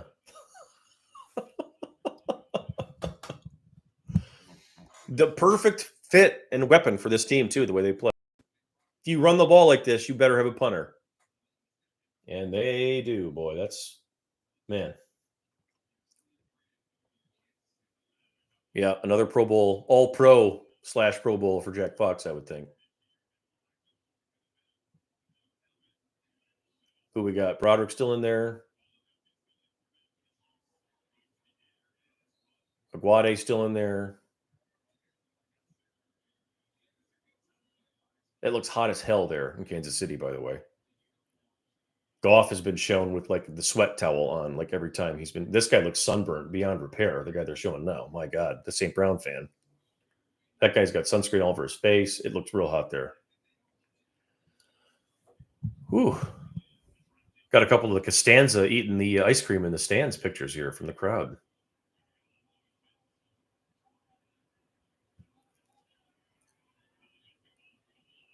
Who's this over here? Okay. So what do you think? Jake Fromm gets the rest, or are they going to put Hendon in for the rest of this game? I'm not sure what's going to happen here. I almost think Hendon's going to get the rest of the game. Fromm just got in here, so I wonder if that was part of the plan. Maybe you see him next week. Maybe you see those two next week.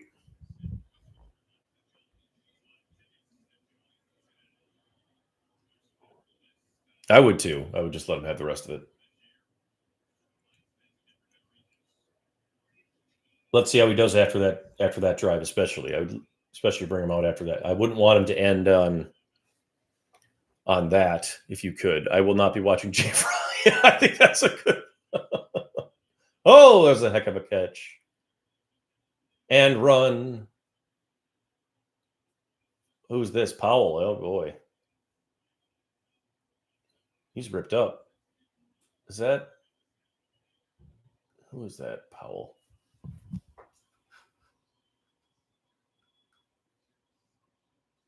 Oh, Cornell Powell. Big dude. That is bad tackling. He's a big, strong guy, though. But you can't tackle guys like that up high, as you see. It's a heck of a catch. And he just falls down. 35, you can't tackle him like that. Who fell down? 17. Oh, boy. Oh, boy. That was not great. Yeah. Cornell Powell on that one. Big dude. So, well, we'll get Hendon back out there, right? That's the move. Got to switch that around.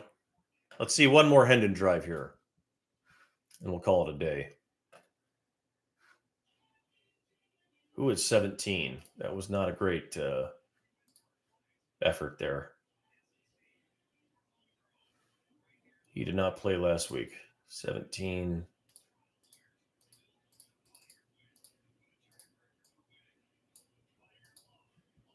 Yeah, I'm looking it up right now. I don't know who 17 was either. Hang on. He was not out there before.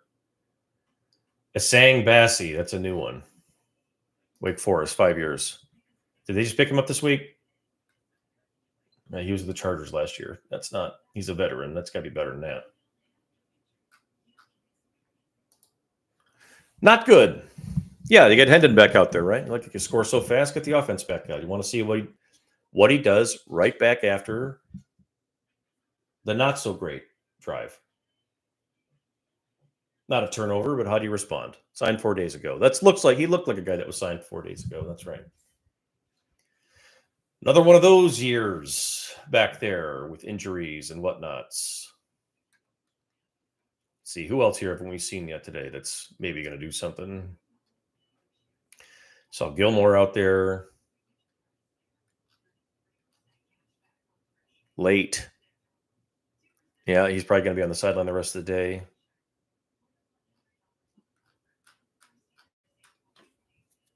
Yeah, that's a weird. I feel like that's like, 17 for a corner is a rough deal. I feel like he got like just the trash that was laying on the ground there. Like, who was 17 before they got cut? And they were like, you can have his.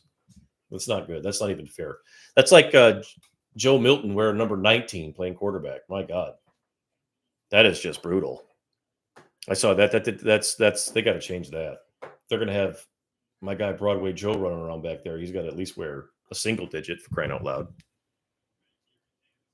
All right. 23-15. Let's see if Hendon Hooker can lead something to promised land here. Joe Milton triggers you, DeAndre. Well, this is going to be his time of year to shine for the next couple. You'll be seeing him throwing 80-yard bombs in these preseason games until that's that, I would think. Teddy wearing 50 was actually pretty good. Yeah, that was pretty good. That was a guy who just didn't care. Touchback, best one of the day.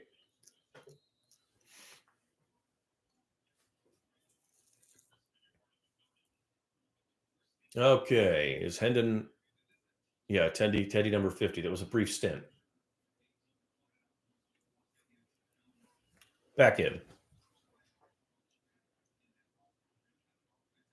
Got Calhoun in there. I saw Funk in there. Let's put Faki in here with him. Sorsdal still in, so you go. Sorsdal might get this whole game. Manu getting the whole second half. That's good.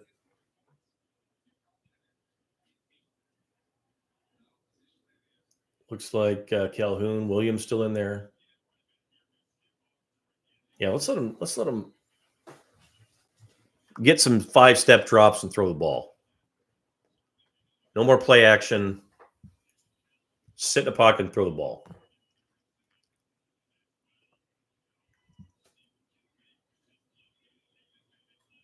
Second and 10. There you go. Jake Funk doesn't do anything for me either. No, I'm sorry. No offense. If he's related to Terry Funk, then I apologize. But that's not been communicated. See the drop right there? It's a little bit of that slide thing. Like, he got it off fine right there. But when he's doing that, when he drops back and he does that, his front foot does that weird slide. That's the RPO stuff popping back up. It's gotta get up on your toes so we can land and then throw, and just throw with your whole body. He's just throwing with his. I feel like that's why you're seeing some of the stuff sail, is he's not throwing with his whole body. He's just throwing with the arm and kind of aiming. Jake Funk is not. Oh, he's married to a Bachelor winner. So that's a good set right there. I like that right there. That was really good. He's better out of play action, right? I think we can say that as Isaiah Williams still doing some stuff. Hendon is a good play action quarterback. He was good at in the few times they used him at Tennessee, but I feel like he's coming out of play action, loaded, feet under him. That's really good. Maybe a little bit of clunky at the end, but like I feel like that's where his if you could just get him to get to that point out of a stable pocket, I think you're going to be fine. And again, like we've talked about the whole day on here, like it's just reps for him. I think he just has to play. Like that's pretty good right there. How many guys are we watching in the NFL right now? Backups not making that throw. You know what I mean? More than one. So that's not bad. Not bad. Not bad at all. Isaiah Williams with a nice day. 6 for 71 for him. See, these are the ones here. The straight drop, and there you go. Better. But it does look a little bit stiff, right? You can see it a little bit stiffer, but that's nice too. I like this response from him after a blah drive. And this is also why I like Hendon coming out of college. 26, 27. He's mature. He's not an emotional roller coaster. He's a steady dude. I like this I like this whole thing from him. Had the bad drive in the middle, comes right back out, and you can't even tell. Look, never looks overwhelmed, does he? Like he doesn't ever look like he's panicking. Even after a bad play, he'll laugh him off a lot. Like he's a pretty chill guy. I like him. I think people would be wise to hang in with Hendon.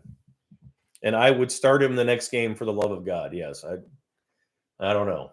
Get him in there with some of the better players, yeah? Like I mean, not that he did get to play with some of the offensive line. Like Duke Clemens has had a nice little preseason. Sorsdal's playing the whole game, but I'd like to see him in there with Coyote if you're going to play like the good players, Put him on there with the good line.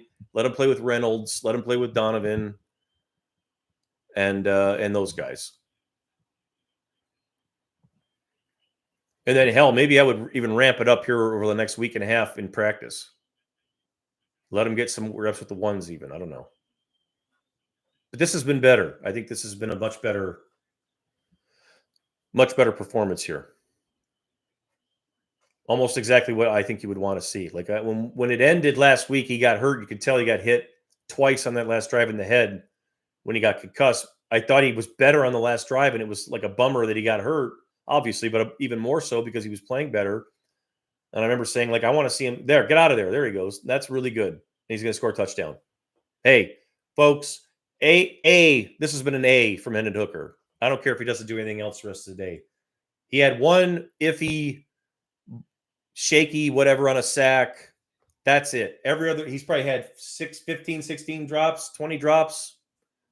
Everything's been really, really good. This has been a very good day from him. All the things that we talked about last week that he was still sort of sloppy in, whatever, like all things that have gotten better. So that's been a very, very encouraging from him. Hard to say anything else. 11 for 14, 136, and a touchdown drive. I don't care who he's playing against. You know what I mean? Like I don't care that it's against the backups.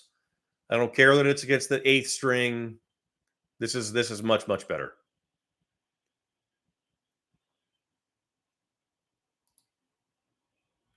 Yep. Some guy got at me on spoke too soon. Much better day from Hendon Hooker here. Look at these are the ones I'm talking about. We just talked about that last time. My feed just cut. We just talked about that last time on the last drive where he took the sack, right? That's such a big deal. I promise you, he takes that sack on the last drive where Manu gets beat. And we'll talk about this. We'll break it down in film later in the week. He takes a sack on the drive where Manu gets beat, where we talked about he had a lane in the alley, get the hell out of there, and he didn't do it. So he goes to the sideline, and I'm sure they told him. They draw it up, they get the tablet, and they say, there's a huge gap right here. You got to get in there and get out of there. Comes back out in the red zone and does exactly that. Like that is A+ stuff from a quarterback, a young quarterback, when you make a mistake and they tell you how to fix the mistake, and then you go right back out there and you fix it immediately, man. That's really good stuff. Really, really good. The Chiefs local station. Yeah. I don't know. I have the Fox one here, so I got the Detroit guys. I think it's cool. I have it on mute, unfortunately, though. I think it's Golden Tate is in there today. But very encouraging day, I would say, for Mr. Hooker. in general. Others, I would say, before we wrap up here, Isaiah Williams was awesome today. He's going to be a hard cut if it ever gets to that point. He continues to be kind of a revelation to a degree. Not a revelation, but really good stuff. I liked a lot of the guys in the secondary, and then we talked about the first string on defense. I thought they played really well too. So this was by far a better day. I miss Spielman on those broadcasts too, by the way. I miss him on the college games, big time on the college games. I thought Chris was amazing on the college games. But this was a better day in general, I think, for the Lions. Last week was it just felt like they sleptwalked a little bit. Felt like they got a lot more work in during the week and then sort of blod through the game. This felt like they filled up a tank, went after it, played, everybody played hard. They outgained them today, I think. I think you're going to look at that. It's scores, whatever, but what's the total stats? It's not done yet, but it might as well be. They almost doubled them. So 442 to 275. I like what I saw from the corners too. I like what I saw from the defense in general. I don't think we could say there was a lot of issues there. You didn't get any turnovers, I don't think, did you? No, whatever. 1 or 2 sacks. For not making a ton of big plays, I thought that was really good defense. Special teams, right? Kick game was a mess. Needs to be maybe repaired. Sudfeld has seen his last day, as far as I'm concerned, as the preseason starter. And I guess we'll see about Hendon Hooker. But that was a much better performance from him. Excited again to see him come back out there and play next week. But yeah, anyone, before I let you guys go, again, we might do this. I'm not sure how we're going to do this next week, but either way, we're going to have these things are going to be on the Patreon. We're going to do live streams for every game. I appreciate everybody for joining in today. Make sure you tell your friends, subscribe to our YouTube channel. Before I let you go, we're not going to watch Jake Fromm, I don't think, but you guys can watch him on your own. Subscribe to your YouTube channel. Appreciate it, DeAndre. Stay in touch on Twitter, of course, and I'll let you know when we do more of these. And then I'll have more film off this too. We'll probably look at some Sorsdahl, maybe some Broderick Martin. Probably got to do some Hendon too, right? So we'll check back in with you guys later, but appreciate everybody again. Thanks so much. Take care. Have a good weekend, and we'll see you guys soon.